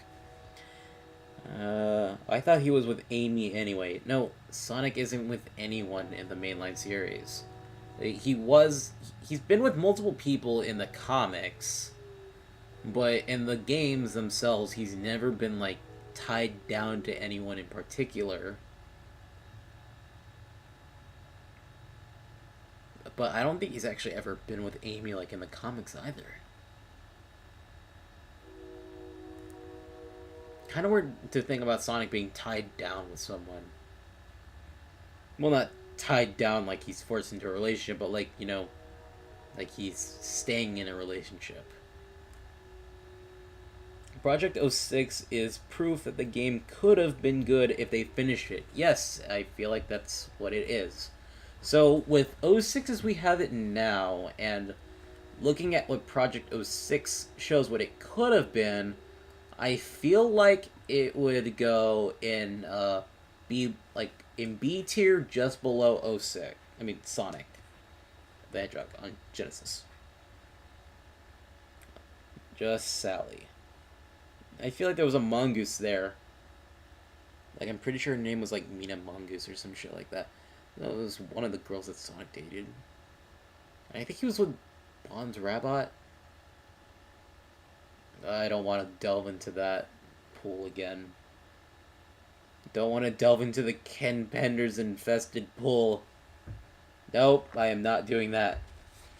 Not tonight. I'm going to enjoy tonight.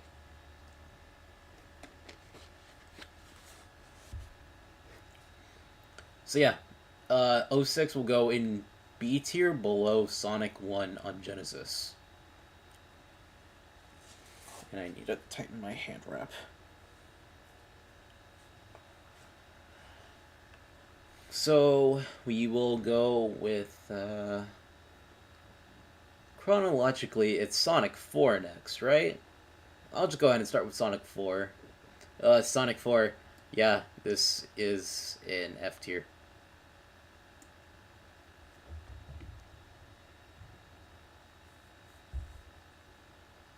Poor physics, art style that doesn't really mesh with what it's trying to be. The soundtrack isn't really that good compared to like anything that we had before or afterwards.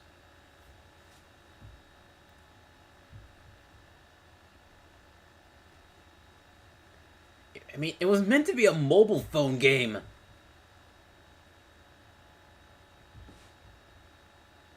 But they just decided to turn it into Sonic the Hedgehog 4. And it's not even the full Sonic the Hedgehog 4. It's episode 1.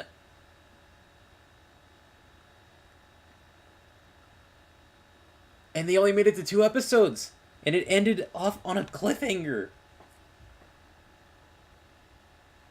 And the sad thing is that it was made by the people who made Sonic Rush.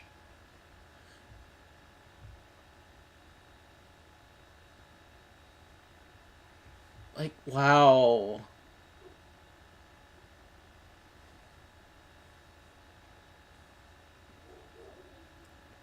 It's not even canon. It doesn't matter. Can you even consider it mainline whenever it doesn't matter anymore? Anyway, it's Sonic 4 Episode 2. It only made it to 2 episodes because I guess it didn't sell the way they wanted it to. They didn't make the right numbers, I guess. Either way, Episode 2, you can go in D tier below Shadow.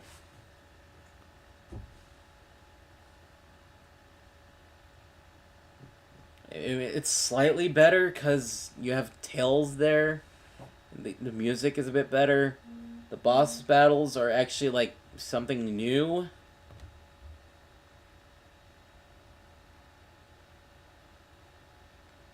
I mean, it was cool like seeing the combo moves again with Tails. I just wish it was more fleshed out. The physics are still not any better.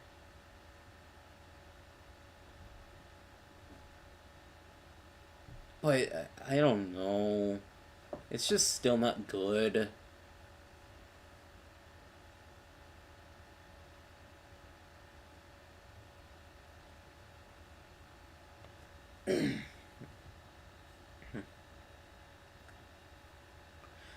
Anyway, next would be Sonic Unleashed. This is the Xbox 360 and PS3 versions. And on that note, I beat Sonic Unleashed for the first time a few months ago. I think it was actually in December, if memory serves me right. I beat it for the first time. And it was an amazing experience getting to play through it and, like, actually beating it. Not 100%, of course, because I never have beaten a Sonic game 100%. But I don't think I've ever actually beaten a game 100% except for, like, Spider-Man on PS4. I don't know, I just feel like I don't have the patience to complete a game 100%. Especially if it means that I need to go online. But besides my stuff with it, the game like has an amazing art style. You gotta admit that it is vastly better than like what the art style was for 06. 06 went for something realistic, and Unleashed feels like it's like an animated film. Like, you know, an animated children's film, like maybe like something out of Pixar. Because like everything meshes together pretty really good. The boost gameplay for daytime Sonic is really amazing. Not the best, obviously. I feel like the best would be like maybe Generations, but that's besides the point. The music for daytime is amazing. And then whenever it goes to nighttime, the combat for Werehog Sonic is really really fun. Of course, I hate that you hear that single battle theme throughout the whole game, except for like boss battles. No, that Yasuke, he did not get bit by a werewolf. The planet got split in half, and the negative power from that affected Sonic and turned him into the werehog. And no, he doesn't go as fast. He still goes like pretty fast, but not as fast. Now, he doesn't even go really fast. He goes like at a moderate pace. I mean, it's got to be awkward running around with spikes coming out of your shoes, and you're a lot heavier most likely.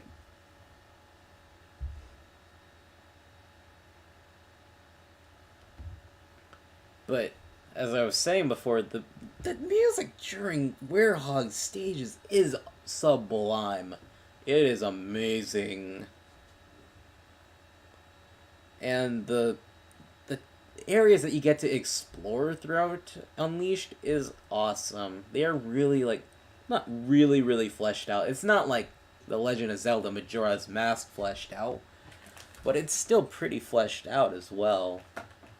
Like getting to like interact with the people of the world, getting to try out all of the foods, getting to like find these little knickknacks here and there, finding VHS tapes, records, finding like art around the worlds, getting all the little like knickknacks for Professor Pickle and getting cool things out of it. It was all a joy to do. It's just a shame that there hasn't been like a game like that since. I remember spending a lot of time in Professor Pickle's lab as a kid and just watching all the VHS tapes I collected. It was just a lot of fun doing.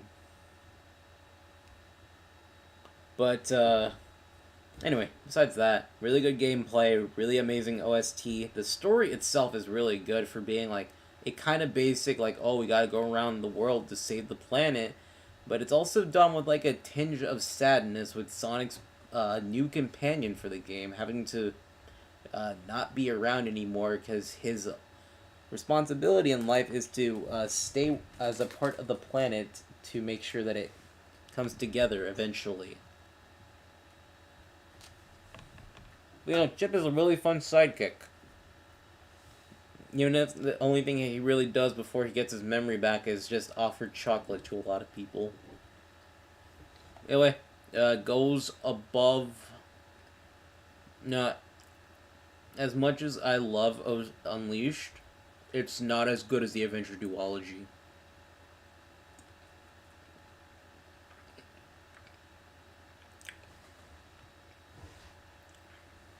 Okay, after Unleashed would be Sonic and the Black Knight,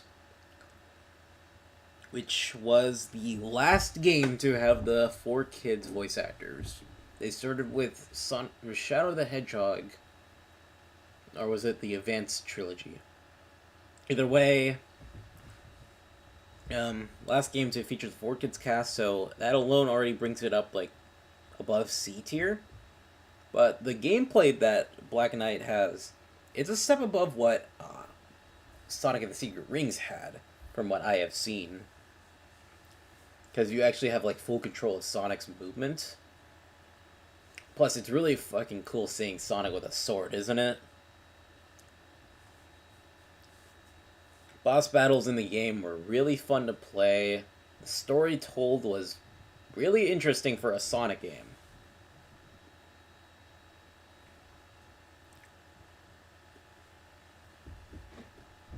The callbacks to the to like things that call back to.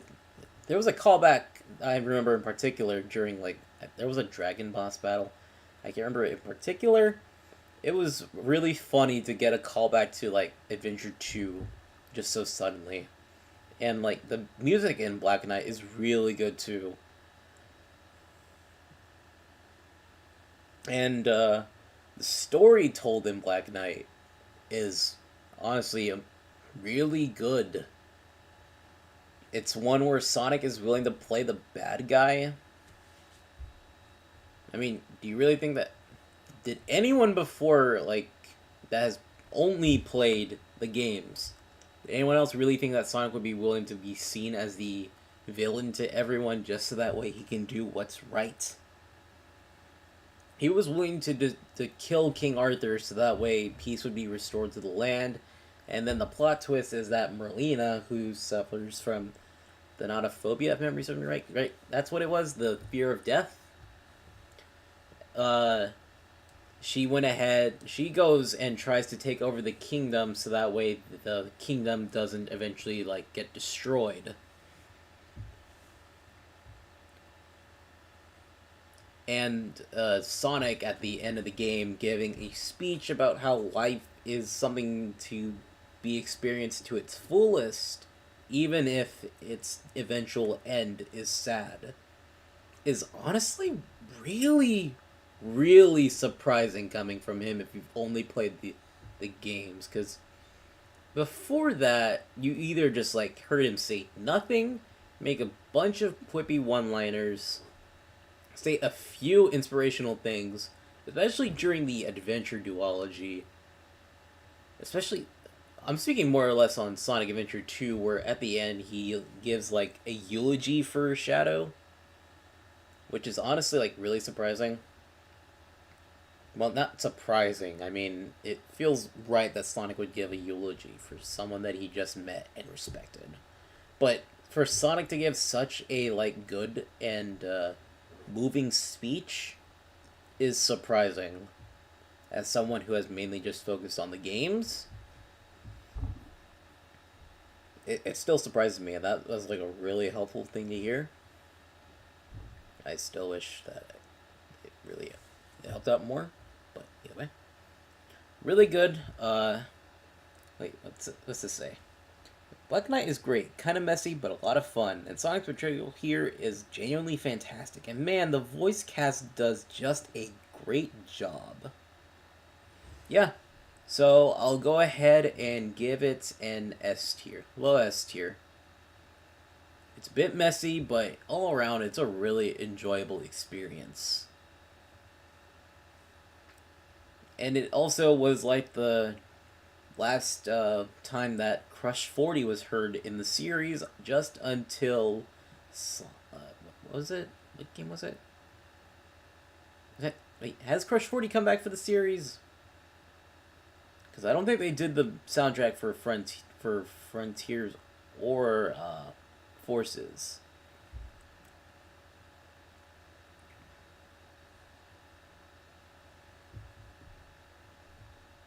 I know they weren't around for Colors, nor Lost World, or Generations. And we come to Colors.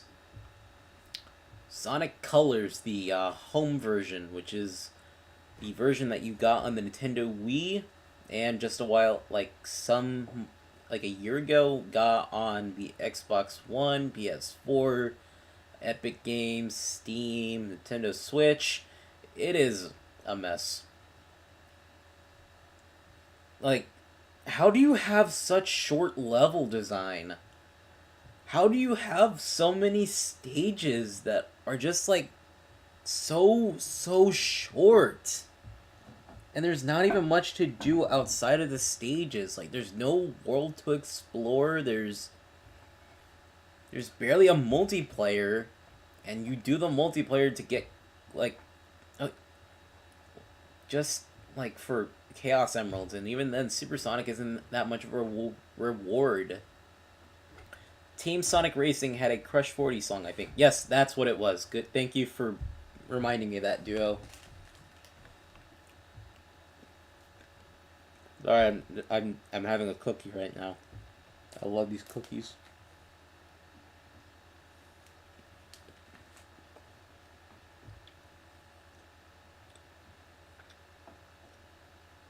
But I'll go ahead and make you a moderator. Either way, short level design, good soundtrack. I'll give it that. The soundtrack in Colors is really, really good. But the level design just brings it down. And the story and the voice acting, it is so boring. I mean, how do people compare this to Adventures of Sonic the Hedgehog in terms of writing? Adventures of Sonic the Hedgehog, while admittedly being kind of mediocre in my opinion, I don't know, I'm not that much of a comedy guy myself, despite trying to be funny, but at least like Adventures of Sonic the Hedgehog had its moments, especially whenever like Sonic would do physical comedy. But there's not much in the way of comedy in Sonic Colors' writing. And this was written by the guys who did Happy Tree Friends. Low D. You know what? High F.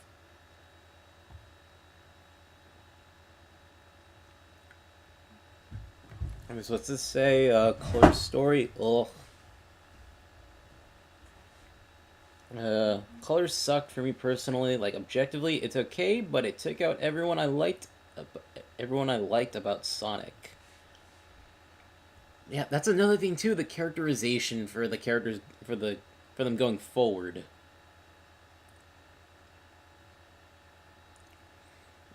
The characterization for everyone going forward, aside from Eggman, I feel, was awful. I mean, they don't feel like the same people they were just a game ago. Like, well, it was just Sonic for the most part in Black Knight. There were only like 3 characters besides Eggman in 2 characters besides Sonic and Eggman in Unleash, but You know what? I'll go ahead and say 06. 06 was like whenever everyone felt pretty in character for the most part. You know what? Not even 06. Like, just get the general picture of your characters. And Colors onward until Frontiers is pretty much a butchering of their characters.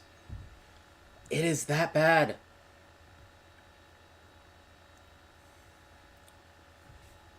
You know, no, I can't even put it at high F. That means that it would at least be, it could possibly go into D tier. Low F. And it's Flanderization. I just realized I was talking about Flanderization. And yes, the writers for Happy Tree Friends started writing for the Sonic series going forward after Colors. They stopped with Sonic Frontiers, if memory serves me right. It was then that the comic writer Ian Flynn started writing for the games. Anyways, Sonic Colors on the Nintendo DS, a vastly superior product that we have right there. Amazing level design in there. Boost formula from the Sonic Rush games, which makes sense because it was developed by the same people who did the Sonic Rush duology, which technically makes it a trilogy if you think about it, even though it goes through two different voice actors for Sonic. But either way, and Tails if you think about it, because Tails also had a few voice lines in the DS games. They didn't, Yasuke, they didn't do one game. They did the stories for Sonic Colors all the way up until Forces. And look at all the games that we have on the list. That's like 3 games. If you're excluding the different versions. They did Colors, Generations, Lost World, Frontiers. That's 4 games. And that's not even counting like the spin-offs, which honestly would just be like Team Sonic Racing. So they did the writing for 5 games.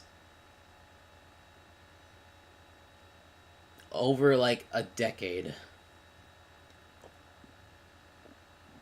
Oh, right, I think they did write Boom.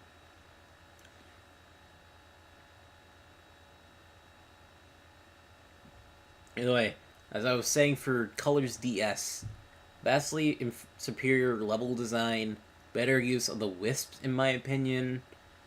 The soundtrack is also really good, but that's to be expected. Because it's pretty much the same thing in my opinion. Though it might just be my opinion, but they sound better on the DS. And also it had more mission variety with the fact that you had side quests to do for the other characters in the Sonic cast, even if it did explode the space-time continuum with having Silver and Blaze in those side quests. But either way, it was fun doing the missions for the characters as well.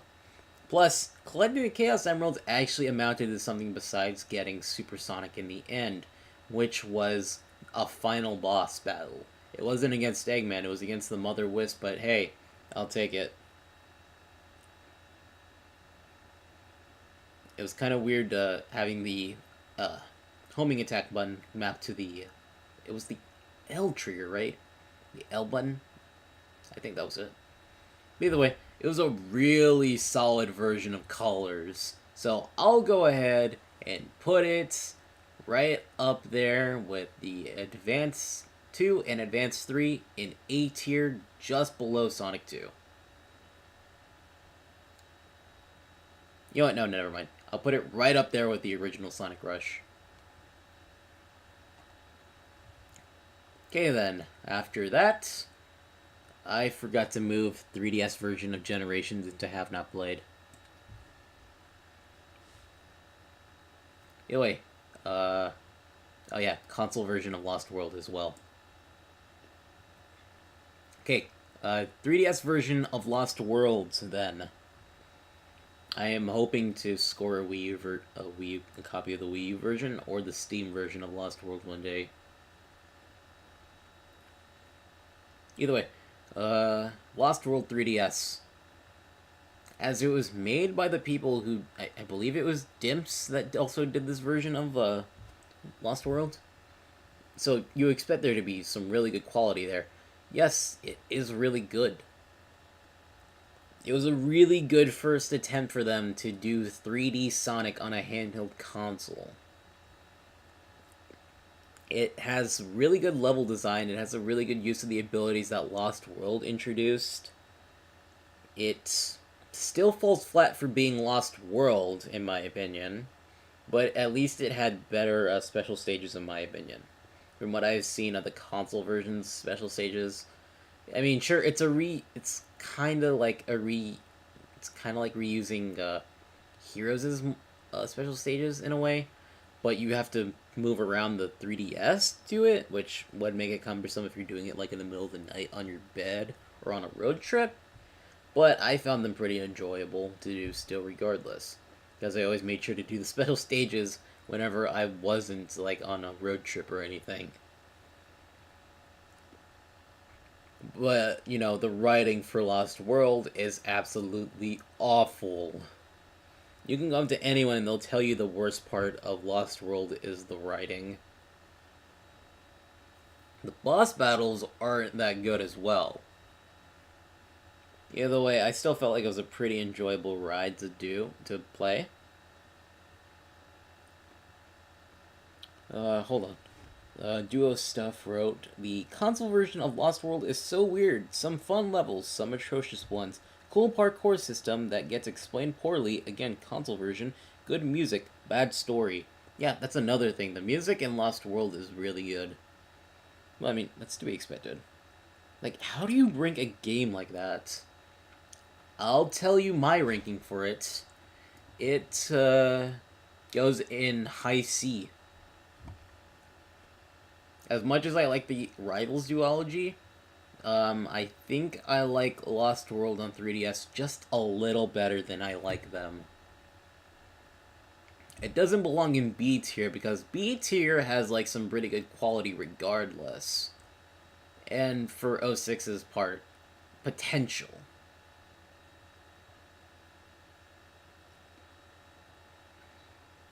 But C tier is indicative of like being a mixed bag, as it is between B and D.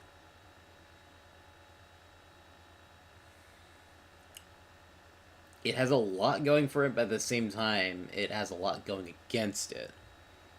Happy Tree Friends writers dropped the ball on that one, I guess. Yeah, they dropped the ball with writing Sonic. Like, I'm pretty sure one of them admitted that they had never played a Sonic game before, or even knew anything about the lore.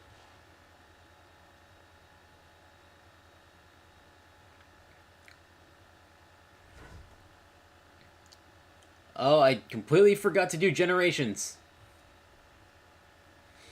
Generations, it's not that good of a written game. This the way they handled the time travel thing, it's kind of a mixed bag, honestly. Um, that way they handled the bonus stages in the console version was alright, I guess. You could just walk up to any of them and just do them whenever. But the thing that goes against it is is the way they I remember now. It was the way they handled Classic Sonic.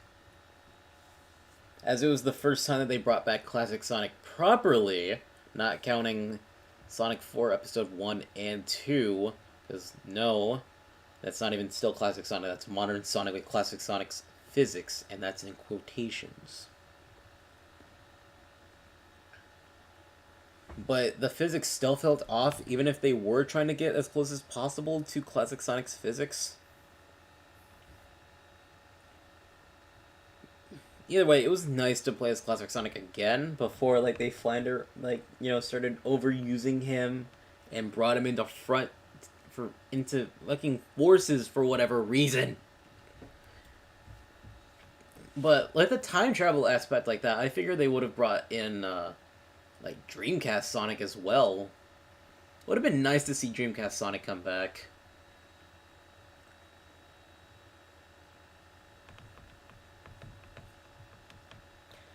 But the gameplay alone for like modern Sonic is sublime. It is a I hesitate to say this, but it's a step above what the gameplay was for Unleashed Sonic, because it feels a little more refined. Like they took what they learned from Unleashed and just like fixed the problems that were present for the most part. Also, the fact that you don't have to max out any stats for Sonic is a good plus. But another thing against it is that final boss. It sucks. I hear it's so much better in the 3DS version. I hope so.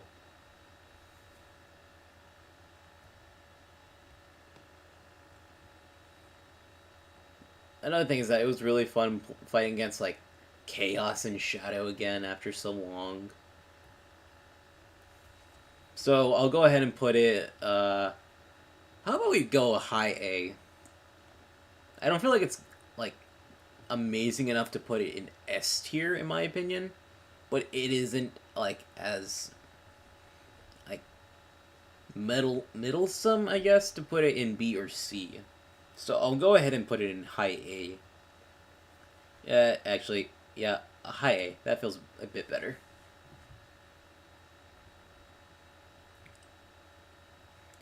Forces. Need I say any more?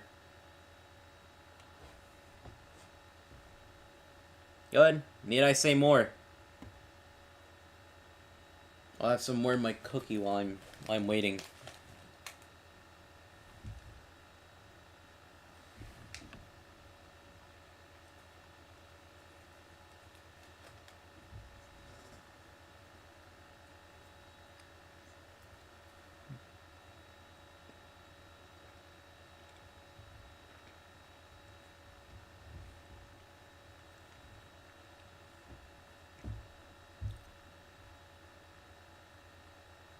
I'll wait another minute. Pretty sure I wasn't even waiting a minute until I said that.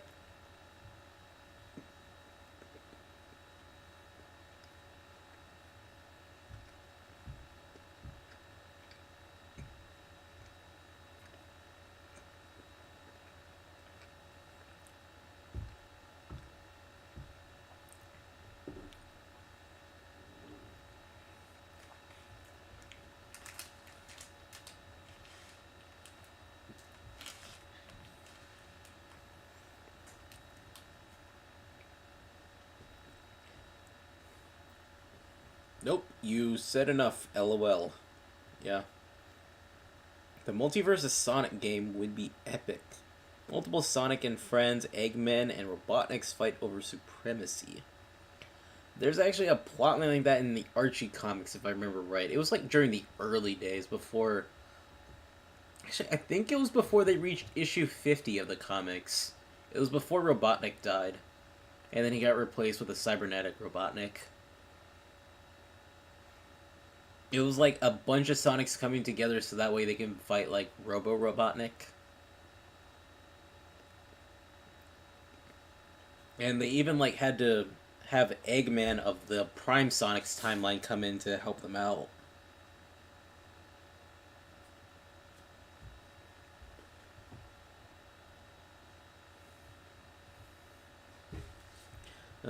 Forces is just so bad. Like, straight up, there's very little I can defend about it. Felt like it was pandering to the Genesis fans, Green Hill, Chemical Plant, even Classic Sonic, Adventure fans with Chaos and the darker story, and Boost fans, but failed at everything. Yeah, cash grabby. Tis. Anyway, I think we all agree that uh, Forces is like the bottom of the bin with the Sonic games. I feel like it's even worse than Labyrinth and Colors and Sonic 4. Anyway, the last game on the list, Sonic Frontiers, the most recent one, and it came out just like 5 months ago, 6 months ago. Anyway, Frontiers, it has a lot going for it. A new take on Sonic that hasn't been seen actually before. A wide open world with no little villages to like interact with, no people to really interact with, just Sonic in the world and a bunch of enemies in between.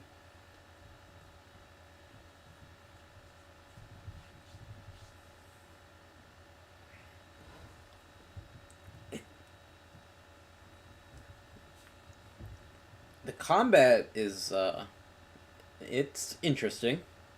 It's like they tried to do the Sonic Werehog combat, but at the same time, it's not as robust as Werehog Sonics, which makes sense. Though, honestly, I would have liked it if we had a return to form with the Werehog, even if Werehog is controversial. It's still controversial in the fan base. I would have loved to see him come back.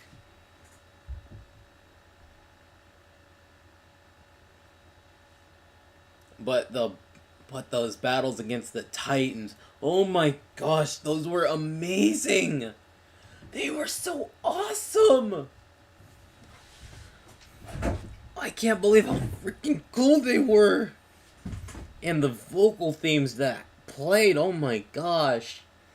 And the characterization for the characters, oh my gosh, it felt like they hit a home run right there and scored the hoop. I think that's how it goes. I don't know, I haven't played sports in a long time. And it probably has the best vocal delivery from the cast. I don't know, Roger Craig Smith kind of feels a little iffy on me because I don't know if it's because we've heard the same kind of delivery from him for like almost a decade, but it kind of felt off hearing him like have like his natural voice. And the stages with the that were like returned to classic and adventure era it's mixed. It was kind of really interesting to see like level design from like Sky Sanctuary, Green Hill, and be mixed in with like stages from Unleashed, Adventure. That I really liked, especially as someone who has like played through those stages so many times. You notice it and you're like, oh my gosh, that's really cool, and then it kind of goes away whenever you realize that the gameplay style for the Sonic that's in the cyberspace stages isn't as robust as it is for the Sonic in the open worlds. So, he feels more like neutered, I guess is the word to say whenever it comes to the cyberspace stages. Damn, I wish I had some G Fuel tonight. Couldn't find any at Walmart. And fine was my favorite cookies. But, it was nice seeing those stages be brought back in a way that I wasn't expecting. I would say it subverted my expectations, but at the same time, I feel like my expectations were not as subverted because I was kind of expecting to see, like, callbacks to earlier games. It's just that I wasn't expecting them in such a way. But either way, it didn't, like, completely surprise me. Like, I kind of, like, portrayed just a moment ago. But it was still really interesting. It's just like oh, hey, that's pretty cool. Because I don't actually portray that strong of emotions. But it's such a mixed bag for me. Like, not as much of a mixed bag as, like, Lost World is, or even Sonic CD is. Because those I could still point to, like, easily the best of their points. I can do that with Frontiers pretty easily. Plus, it was nice seeing... going back to the point of characters, it was really nice seeing, like, a more human kind of take on Eggman. like it was like subdued because he actually had like a minion that he actually like cared about. He didn't abuse her. You know, he didn't like hit her around or like talk down to her. He didn't talk down to Sage. He just like wanted someone to help him out, get out, and then Sage just like grew as a character from watching Sonic and friends interact with each other. That was something that I was not expecting. Like, you know, character development for our antagonists. Who would expect that from a Sonic game? Character in character development from our antagonists right after the very mixed bag of games we've had for almost a decade.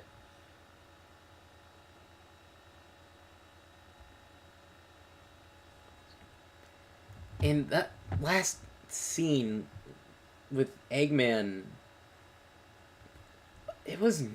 I wasn't expecting that. It. It made me sad. In the ending theme, it reminded me of like something that we would have heard from like Unleashed. It reminded me of the Unleashed's like final theme before the orchestral take of Endless Possibilities. I mean, no, it wasn't Endless Possibilities. It was the main theme for the game. But like, it was a really good game. I wouldn't say it's like a 10 out of 10. It was more like maybe like a 8.5 out of 10. I'm not trying to be negative here. I'm trying to just point out my own opinions on this. It's just that, you know, no, you know what? I'm not gonna elaborate, Yasuke. That's just kind of the own thing that you gotta experience for yourself.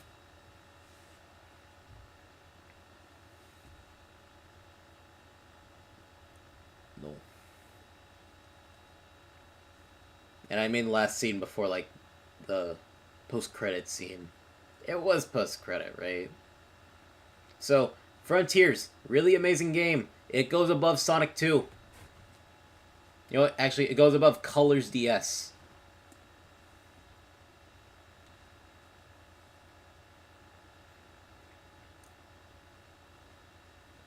You know what? I'm going to switch around Frontiers and Generation spots because I can do that. This is my own tier list.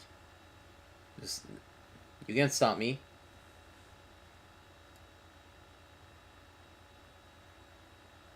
And how does that look?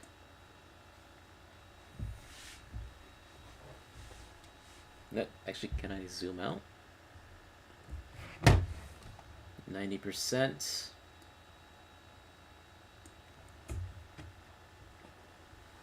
Look at that. There it is. That's our tier list. No, if we wanted to be true to Sonic form, it would have been it would have been like S, A, B, C, D, and E rank. There was an E rank, right? I remember there being an E rank.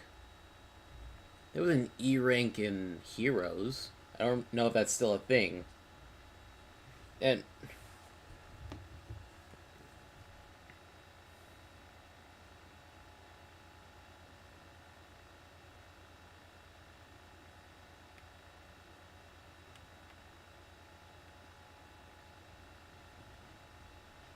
anyway, that's our ranking for this series. I know there are so many games that I should have played. But I'll get around to it eventually. Maybe I'll do it on the channel, like, for live streams. Would y'all be interested in that? Me doing, like, the Game Gear games for live streams? Especially for Tails Adventure and Tails Sky Patrol. Those are two games that have always interested me, but I just never bothered playing. Tails Adventure, especially, whenever I saw, like, Clement J do a Let's Play of it so long ago. He's part of the reason why I even started doing Let's Plays. I wanted to do Let's Plays for such a long time, and I just decided to eventually do it. And then he stopped, and I got kind of sad. Either way. What does this say? Seems like a good tier list to me. Kind of funny that we both hate Colors and Forces, and both love SA1, SA2, and Black Knight. Well,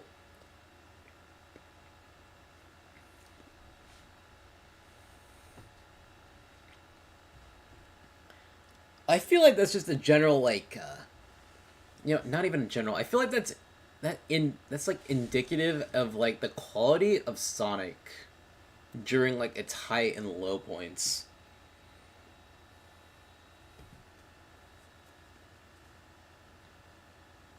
Plus, it should be really easy to emulate the Game Gear / Master System games. I feel like for Sonic 1, 2, and Chaos, I'm definitely gonna emulate the Master System versions though, because I'll have more like general eye view around. I won't aim to 100% them. If I happen to 100% them, it'll just happen. Possibly, but you gotta do Sonic Blast.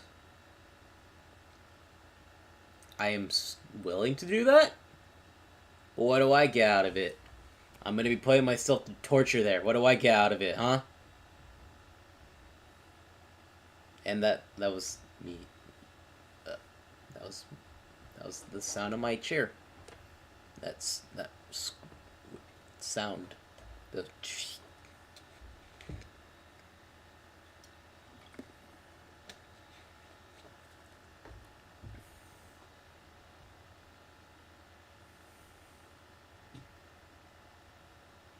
hmm? What do I get out of doing Blast? I'd even be willing to throw in Labyrinth.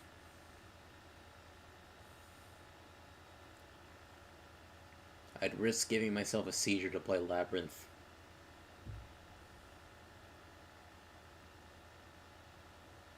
You get to experience the majesty and beauty of those pre-rendered sprites. That's not enough. If I wanted better pre-rendered sprites, actually, what would I like at? Would Labyrinth count? Wait, no. Would 3D Blast count at that regard? Because 3D Blast's sprite work is pretty good for being on the Genesis.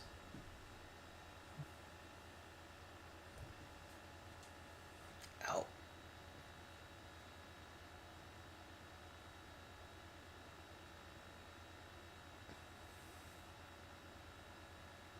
I did the Master System versions on my channel. Maybe it's just me, but I think the Master System is better for a good field of view. Yes, I agree with you on that, Yasuke, because like for field of view on the Master System versions, it was mainly like it was just like it was just your TV settings. But whenever it came to the Game Gear versions, it was all down to the screen size. It was screen crunch to hell and back. They didn't even bother like trying to fit as many like pixels on the screen. It was just all small. Geek, it's Sonic Blast. Just play Peak Sonic is enough. No, I played Peak Sonic already. It's Sonic Adventure 1, Adventure 2, Unleashed, 3 and Knuckles, and Black Knight. And hi, Sherry and Brago. Happy to have you here.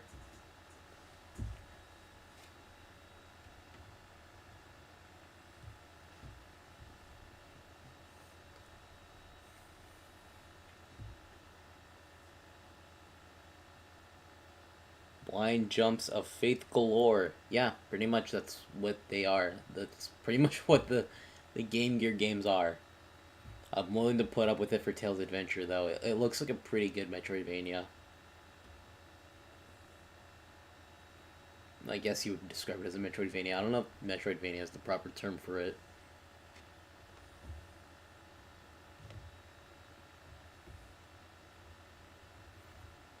I don't know about Knuckles Chaotix, though. I'm not really sure if I'm willing to play Knuckles Chaotix. Sonic Blast is the best. Oh, you've only played half of them? Really? I would be willing to play Pocket Adventure, too.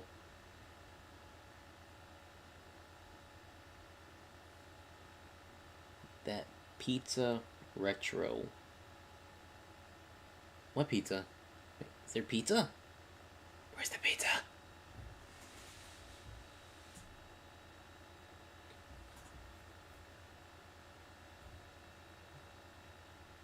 For Tales Adventure, yeah, that's a good classification. Oh, okay. I was just worried I was misgenrering it. And that was my phone.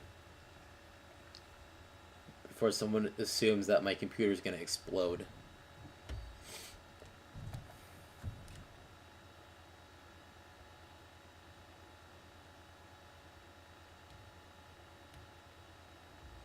Food the soul. Anyways, I'm gonna get going. See ya, and I hope you keep playing real Sonic games like Sonic Blast. I'll do Sonic Blast if I get something out of it. I better get something good out of it.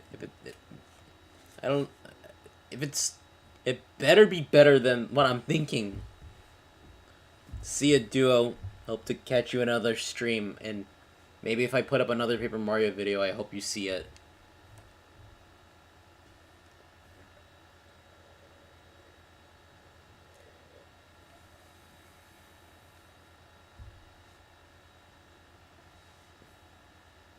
I will play tonight.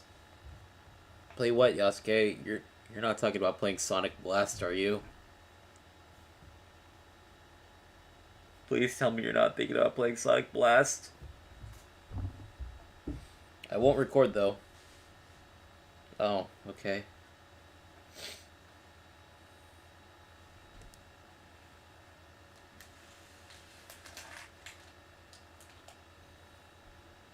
You're ending the stream? Well, yeah, I feel like I can go ahead and end the stream right here. I mean, I feel like I kind of did all that I wanted to do for the stream. I kind of got y'all there for a solid moment. Making y'all think that I was actually going to quit the channel. But I was only saying, like, see ya to, like, say, like, yeah, see ya, Duo. Because he left the stream. I don't know if he already did. He just said that he was going. Be right back. I need to share out Geek. Okay.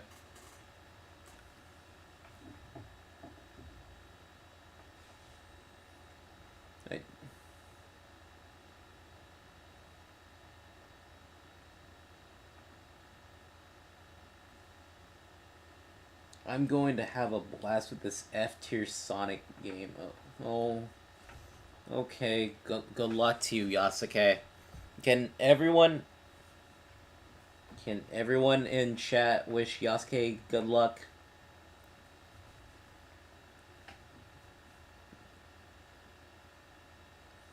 Please wish Yasuke good luck with playing Sonic Blast. Any other Sonic, like, F-tier Sonic game he decides to play.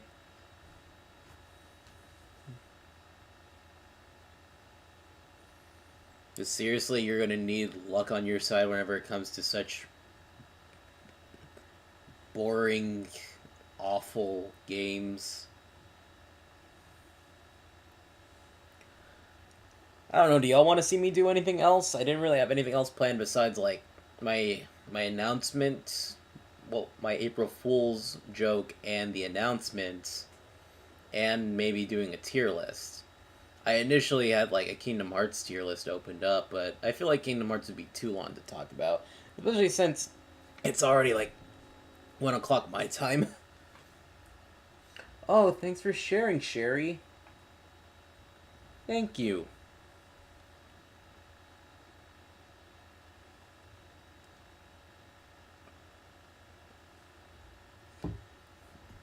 Actually, how long have I been talking about the Sonic, like, series?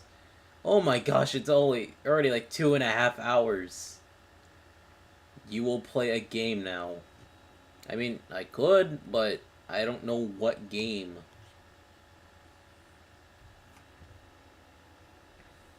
I don't know, do y'all got, like, a suggestion for a game I can play? Actually, I can go ahead and check Steam as for what I have right now.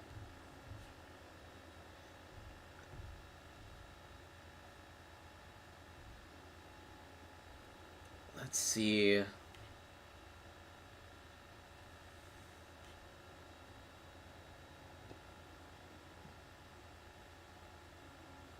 Did you ever get your live stream to go, Yasuke? Sure, and then...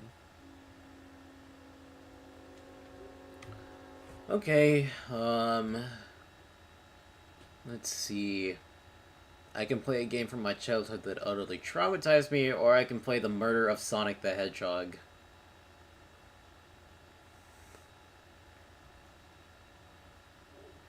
Or I can go back to playing some Sonic Adventure for, like, for some time.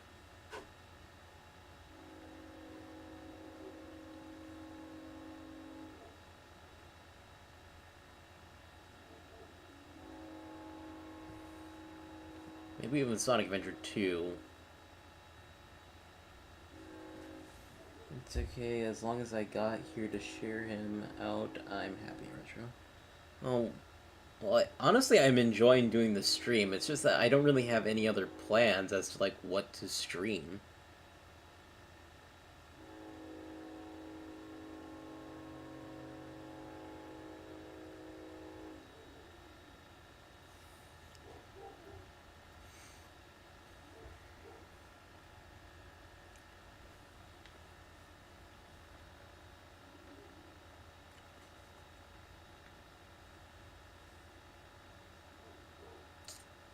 I would offer, like, playing Jackbox Party, but the thing is that I have too little of, like, games on Jackbox Party Pack 2 to play.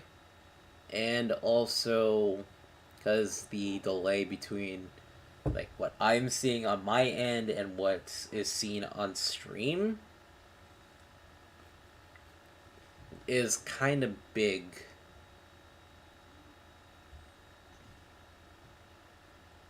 Just do, fam. Just don't. Just do, fam. Just do. Stop thinking.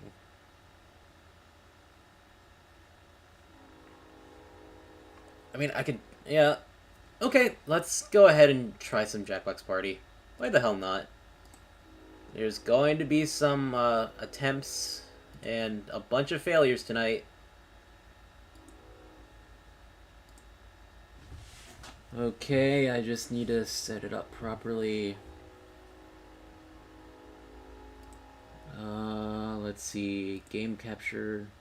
I did not have a game capture set up for this specific scene in OBS.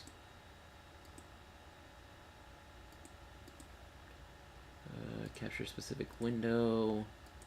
Jackbox Party 2. And, how do I center you?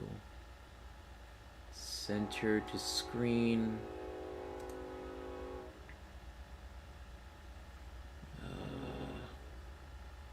Transform to fit to screen?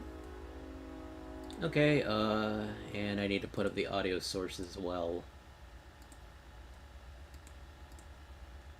For Jackbox Party, add executable, and right there.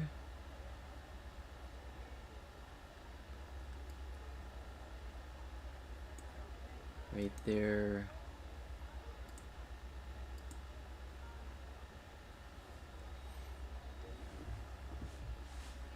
I got a new, well, it's not new, I've had it for a while. It was like a extension for OBS that allows me to have multiple, sources of audio at the same time. So, like, I can record, Discord and my internet browser into separate, audio files.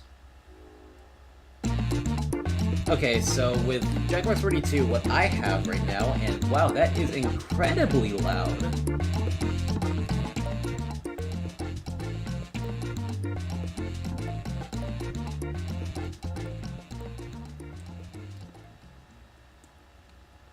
I'll go ahead and lower it down to like 75% for the stream. And on my end, I'll go ahead and lower it down to 10%. Yeah, 10%. So we got Fibbage 2, which is making up lies to your friends, and you must find the true one.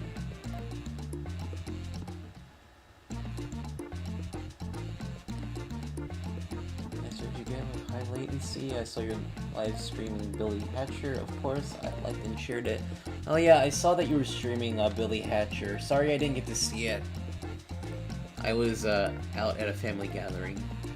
We also got Earwax, where you basically pick out sounds that go out with a...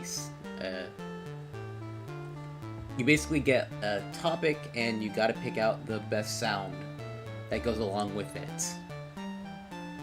And then the person who is chosen as the judge must pick out the best sound.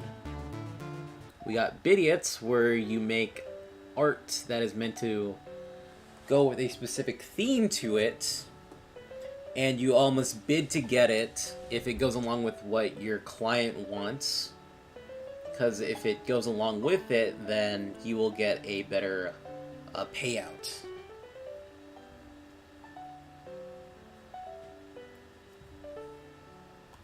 And we also got Quiplash. Laugh-a-minute battle of wits and wittiness is in its hugest form. Come up with the best name to give an ugly baby and win. I don't know how to properly explain this one, and we are not tackling Bomb Corp. I do not feel up to snuff with doing Bomb Corp, so how do we feel about Quiplash? Quiplash is literally the easiest game to do.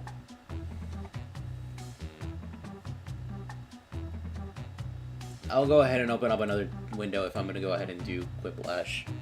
So how are we feeling Quiplash, huh? It's Quiplash or Earwax if you ask me. Which one are y'all feeling?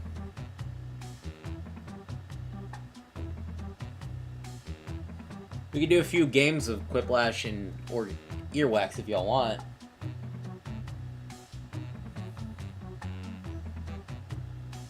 Y'all can play as well, actually.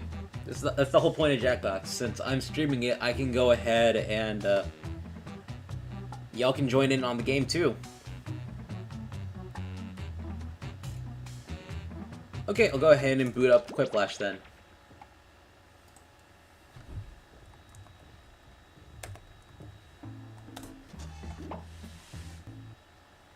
Need to move over the window on my end.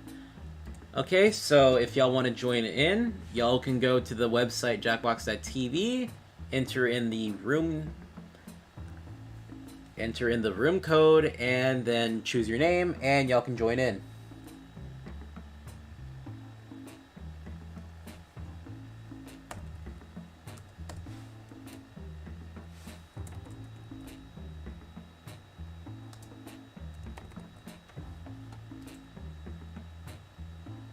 Like that. You just go to the website and you just put in the code and choose a name for yourself, and that'll be it.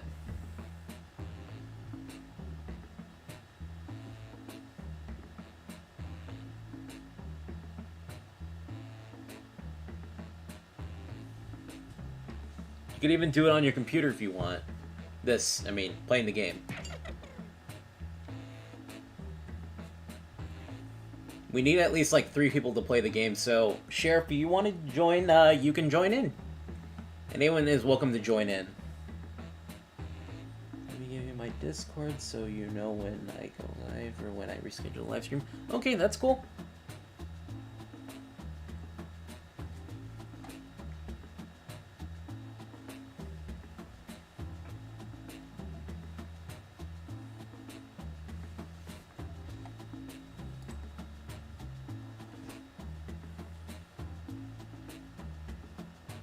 Okay, let me go ahead and add you on Discord then, Sherry.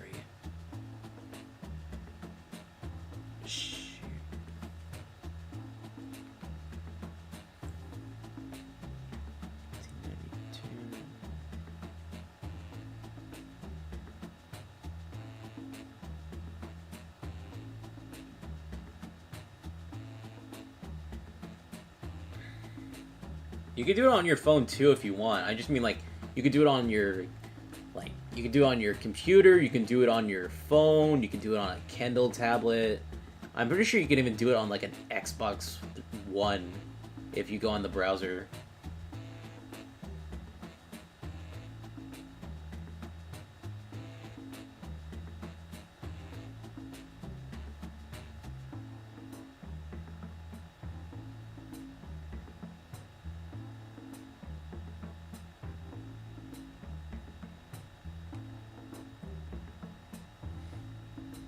Oh yeah, I meant to ask this whenever before I decided to start doing the Sonic tier list. But would y'all be interested in me making a Discord server? I know I have a small like following, but I kind of figured with how like close I am with like guys like guys like Yasuke, Duo, Amateur Hour 64, like I don't know. I feel like it'd be nice to be connected as close as possible in a server like that, and also leave it open to like the Random Brigade as a whole.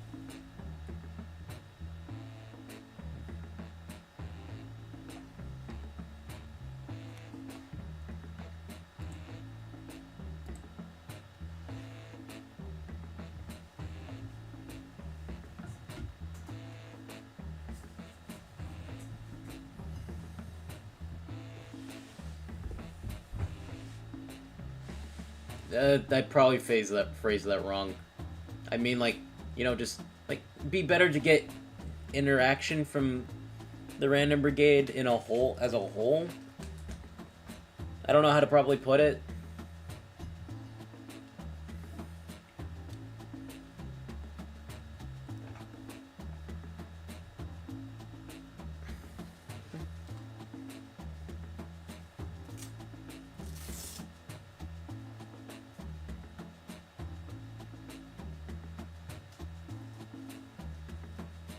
Like kind of like how the server you have Yasuke, like, that's kind of what I mean, like that, but for the Random Brigade.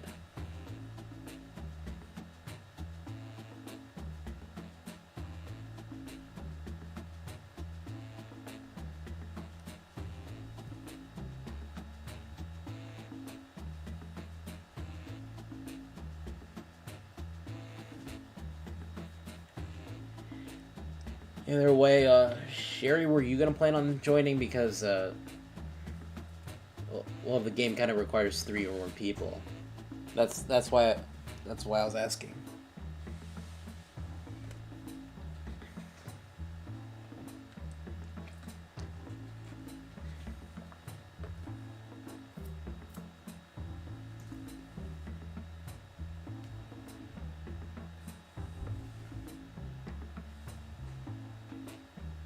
Also, because I think it would be fun to play with more people as well. Not saying that. Just I'll shut up.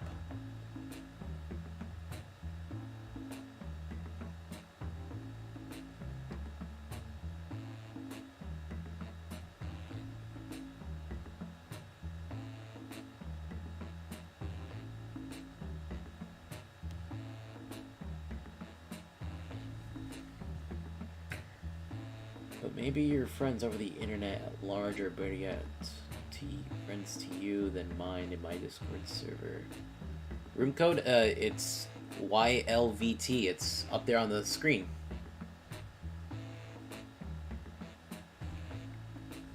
I'll go ahead and type that into the...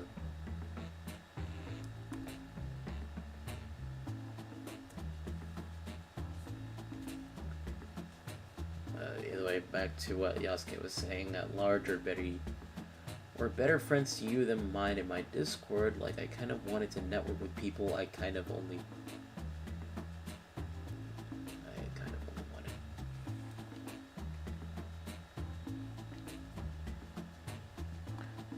My OG3 fam to post links on there, but everybody's posting a link on there, even though the person that is in my Discord is somebody else's Discord that's already seen the post.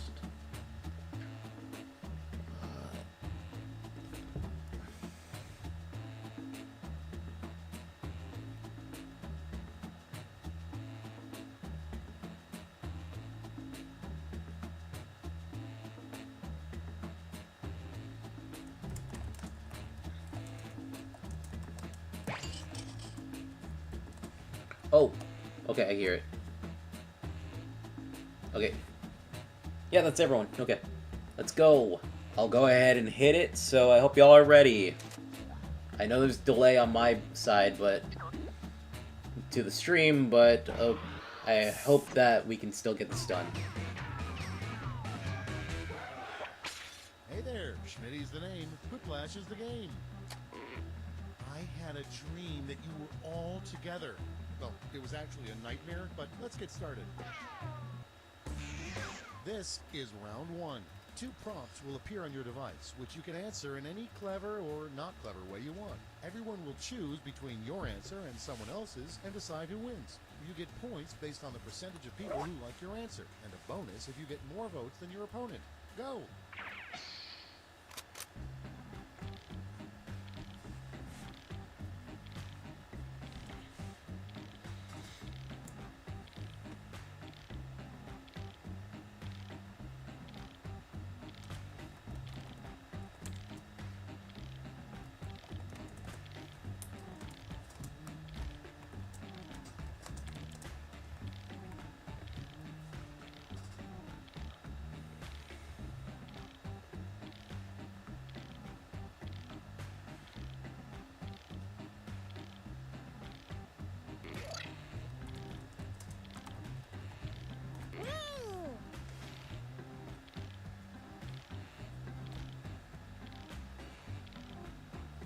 You just put in an answer that you think is funny, Sherry.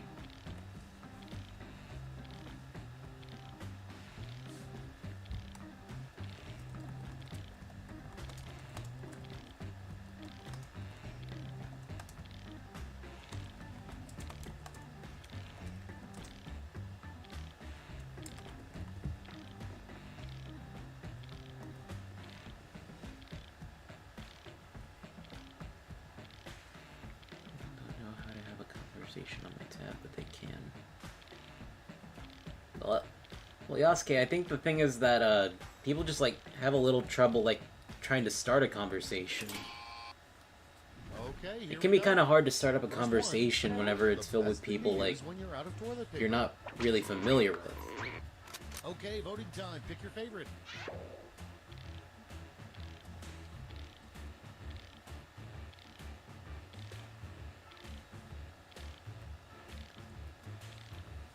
And since there's only 3 of us, it's only one person choosing which one they prefer. One answer they prefer, I mean. Okay, and right there, wait, whose was that? Sherry's? Right, those Sherry's? Or was it Yasuke's? I don't know, I didn't really pay attention. That you probably shouldn't buy. Vote on your devices. Okay, let's see which one.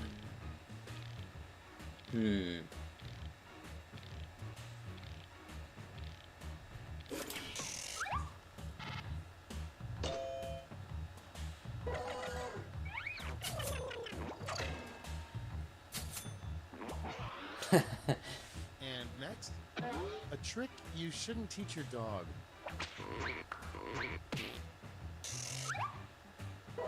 Yay! Yeah, I can understand that, but what's wrong with saying good morning?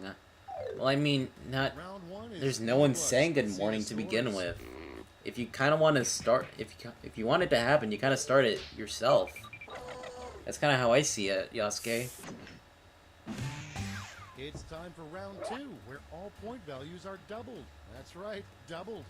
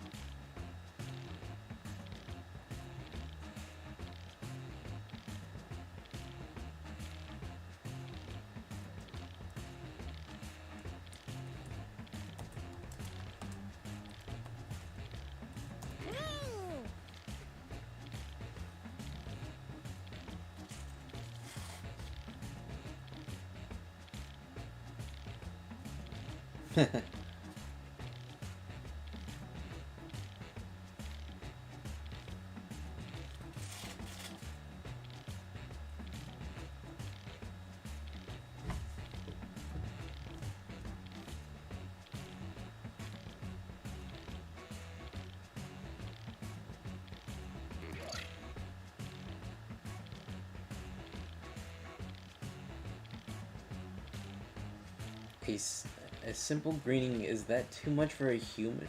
Ask from a human? I don't. Oh, Okay, it's time for some quiplashing. The first prompt is... I'm not What's in sure. the I'm box? kind of What's in the confused. box? I don't know. Okay, pick your favorite.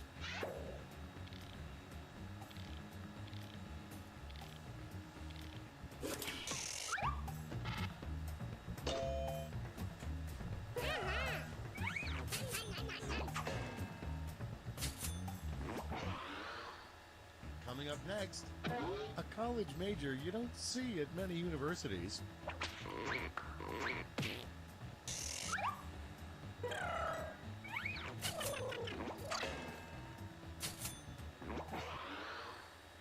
Next one, come up with a name for a salad dressing by Lindsay Lohan.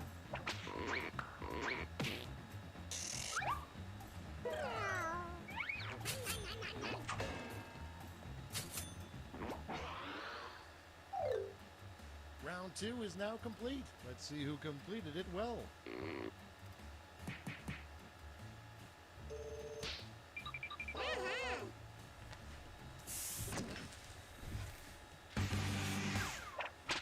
This is Oh, it's the last 3. round already. That was Last fast. flash. One final chance to catch up. Point values are tripled, and everyone gets the same prompt this time. The prompt is a new slang term for impotence.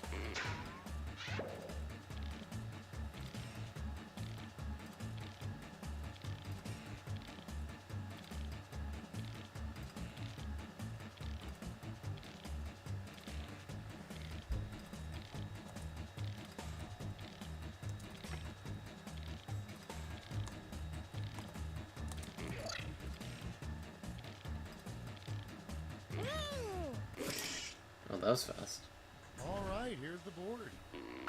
Okay, in round 3, you get to award 3 votes. You can give them all to one answer or spread them out.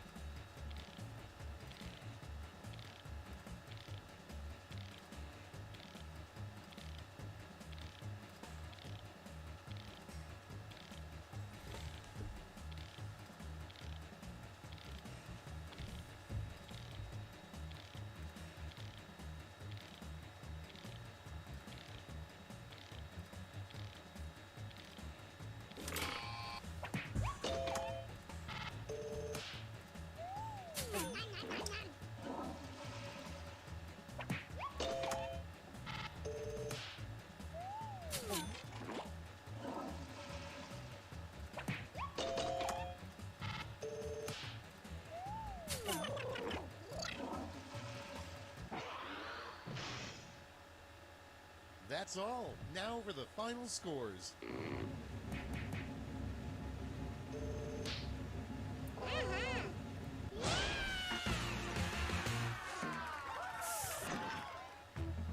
Sorry about how the game turned out. I kind of forgot that there was only 3 of us right now doing this. That was pretty fun, right? Anyway, I'll go ahead and just exit out of the game.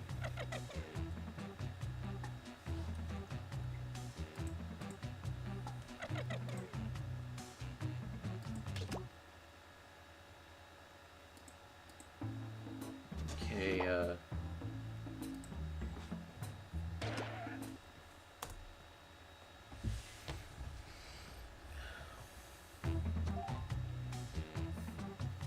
isn't the point I do, it just feels like a respect thing, although it shouldn't be that type of thing. Mystical and contributing to a conversation.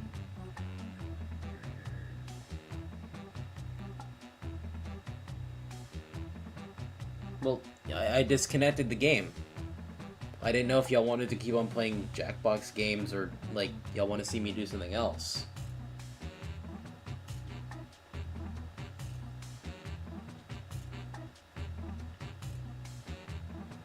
Yeah, I get what you mean, Yasuke, I do.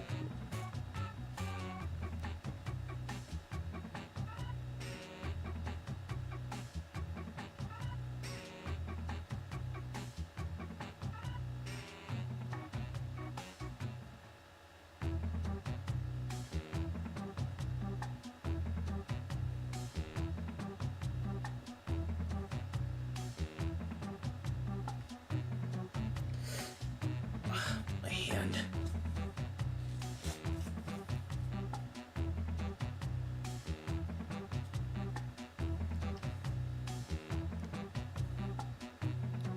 Yes, to what? I kind of got lost. I'm sorry, I wasn't paying attention. My hand was kind of hurting my hand. Latency, I guess we don't answer it fast enough, and then by the time we do, it's like another minute on top of that. Yeah, it's the latency, yeah.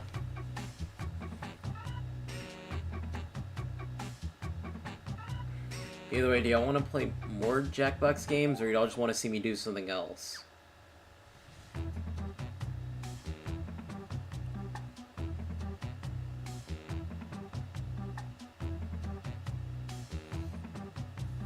Hearing you talk about your hand a lot, is it in pain? Well, it's both my hands.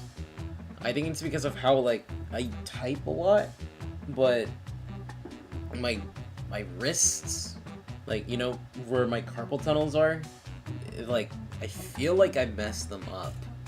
So every time whenever I move my fingers around, or like move my hand, I'm, like, my hands hurt a lot. It was feeling better before, like, we went through, like, a change in the weather. I think it was, like, whenever it started, like, reaching springtime. Because, before then, my hands were pretty fine. Like, a little bit of occasional pain here and there. But it just started suddenly coming back whenever, like, there was a real big change in the weather.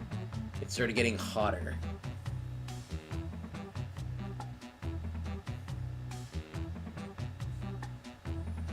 So I have, like, hand wraps on right now. My left hand feels fine right now, but it's just my right hand.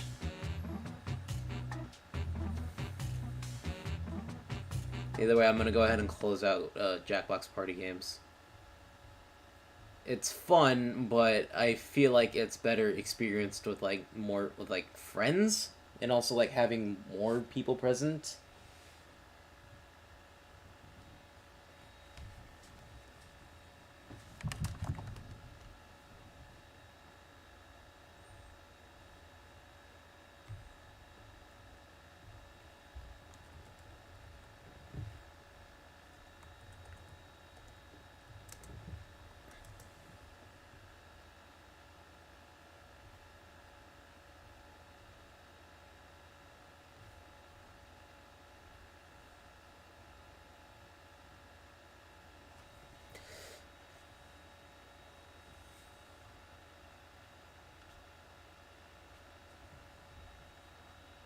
Yeah, more people would make this a little more fun. Actually, I'm thinking about it, Yasuke, would you ever be down to play, Jackbox, like, have, like, a server event going on?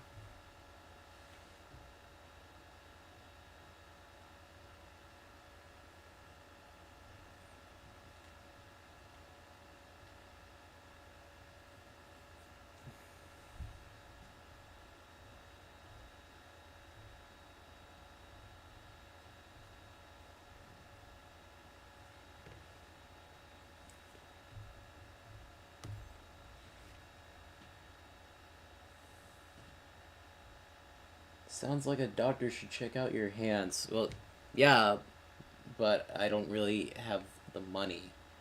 I don't have the money to go visit a doctor.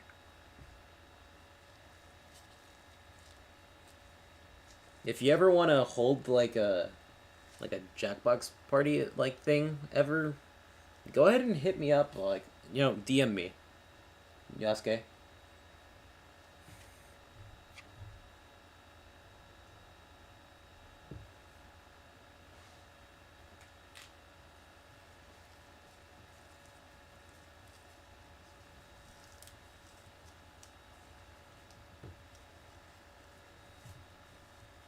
Just don't do it, like, in the morning, I feel.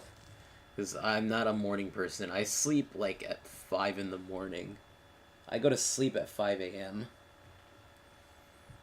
And then I wake up at, like, 1 in the morning.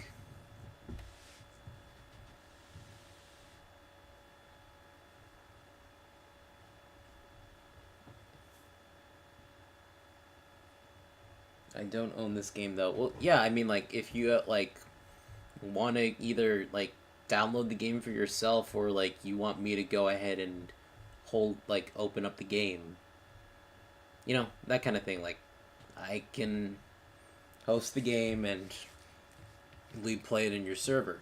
That's what I mean.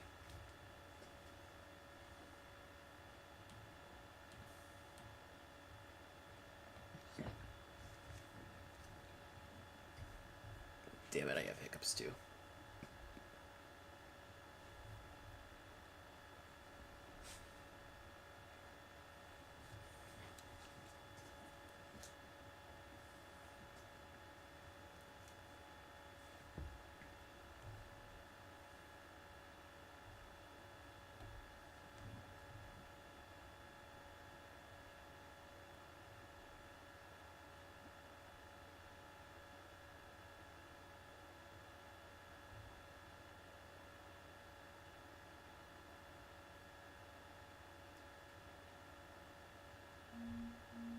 Hmm? Oh. The friend request. Look at, I have a new friend on Discord. Well then, do y'all have anything else that you would like me to stream tonight?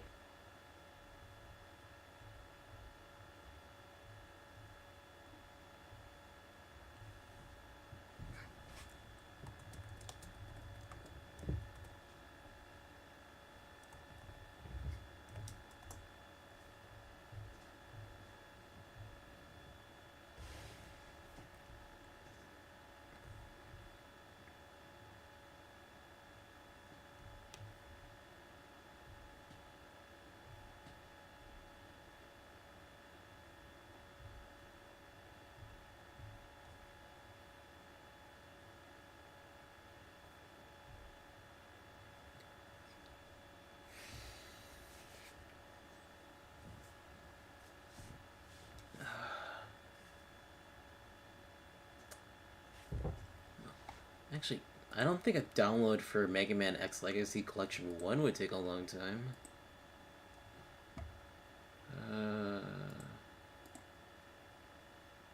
Would y'all like to see me play Mega Man X1?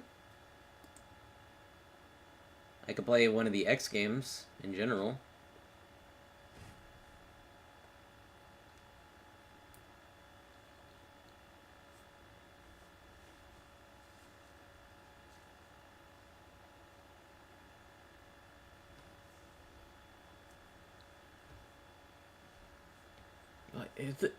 Yasuke, Yasuke Shiri, it's fine. The pain just kind of comes and goes whenever it pleases, honestly.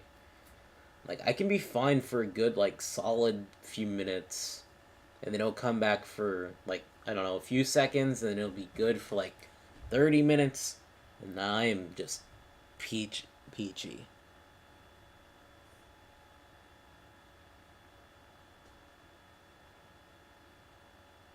I've honestly had this been going on ever since I first started college.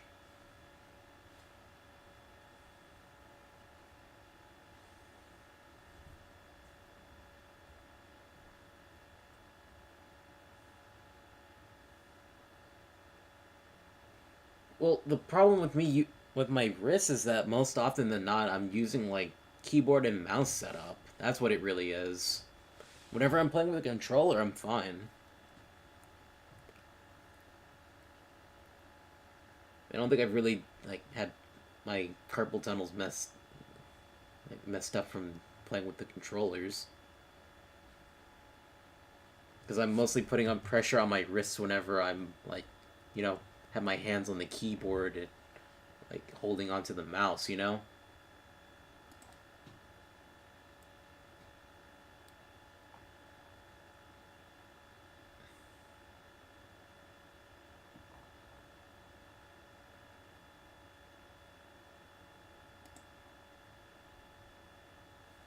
Well, not literally wincing in pain. Like, I was struggling a bit, but not even struggling. It was just hurting a bit.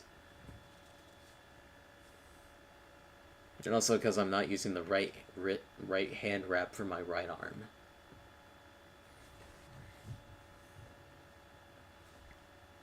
it hurts, yes, but it's not enough to like inconvenience me.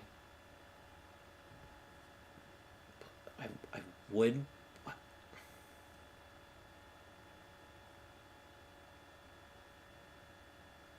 Let's make this dream up tomorrow or later on in the week.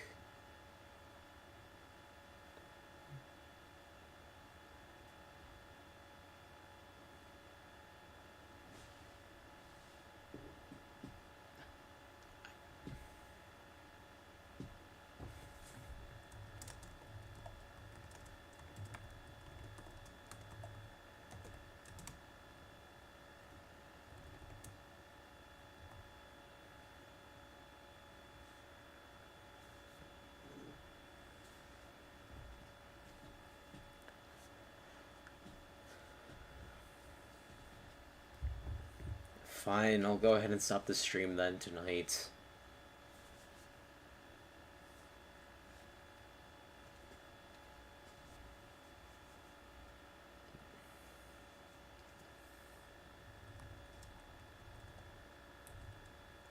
Please don't.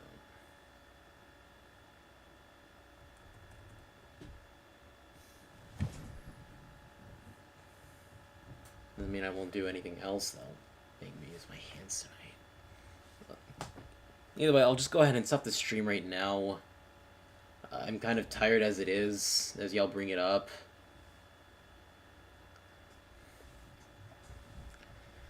Or that or the idea of stopping the stream is making me tired. Either way, I feel kind of tired.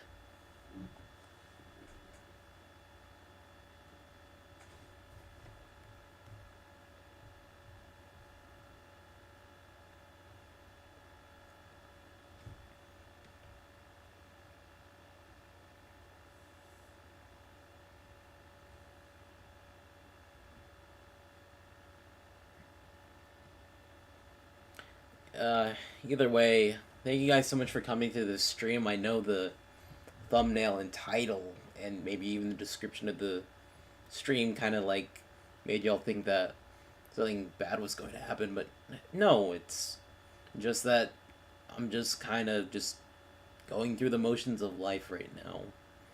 I've kind of lost a little bit of motivation, but I'm hoping that doing this live stream and maybe even recording a few more videos, hopefully Shovel Knight or Paper Mario, will get me back into the groove of things. Especially if I'm going to, like, since my deadline for one of my projects got moved up to, I think it was just the end of this month, actually.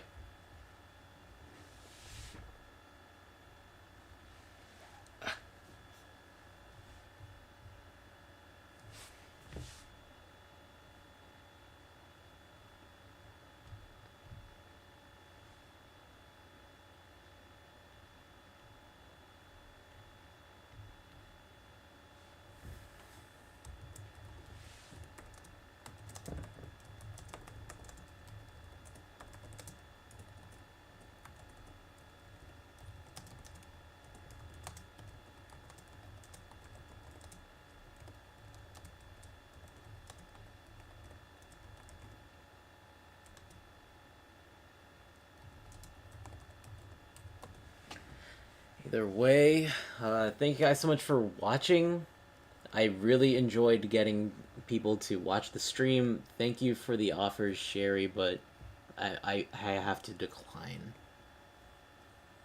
But thank you guys so much for, again, thank you guys so much for watching this stream. Thank you to Adam Dom 2004. Thank you to Nate. Thank you to Justin. Thank you to Mario, even though he said something so awful. Thank you to Sherry. Thank you to Yasuke again. I hope you guys check out the other people. Check out Adam Dom 2004, Yasuke. Well, I mean Yasuke. I don't expect you to check out Yasuke. I mean you're Yasuke. Check out duo stuff. Just check out each other. You know, everyone in the Random Brigade. I hope you help out each other. You know. I know I call it Random Brigade, but it's more like a group of like-minded individuals that don't want to start wars, even though brigade would indicate that this is an army. Brigade, more like...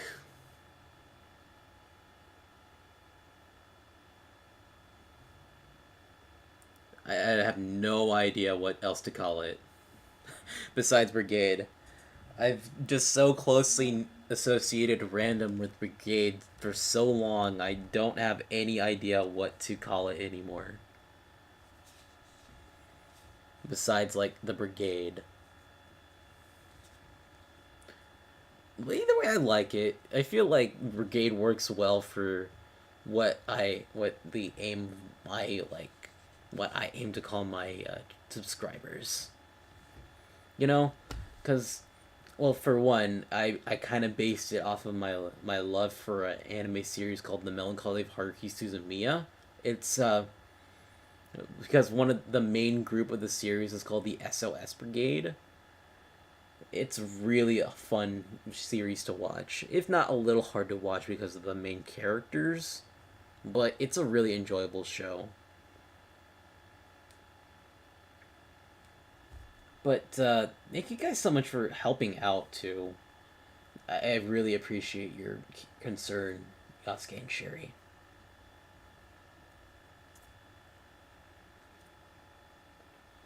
But with all of that said, thank you guys so much for watching. Actually, this time, thank you guys so much for watching. Hope you guys stay safe until the next time I stream or put out a video or even share something in the community tab. Hopefully, if I share another thing in the community tab, it's either an update on the project that I am doing outside of Random Geek as a channel, or it's because of something going on, you know, with one of my many friends on YouTube. Yeah, that's a good thing to say. Yeah, y'all are all like my good friends now. We're all buddies. All right, take care, guys. See ya. Random. I have no idea how to end this, so let's just go ahead and end it right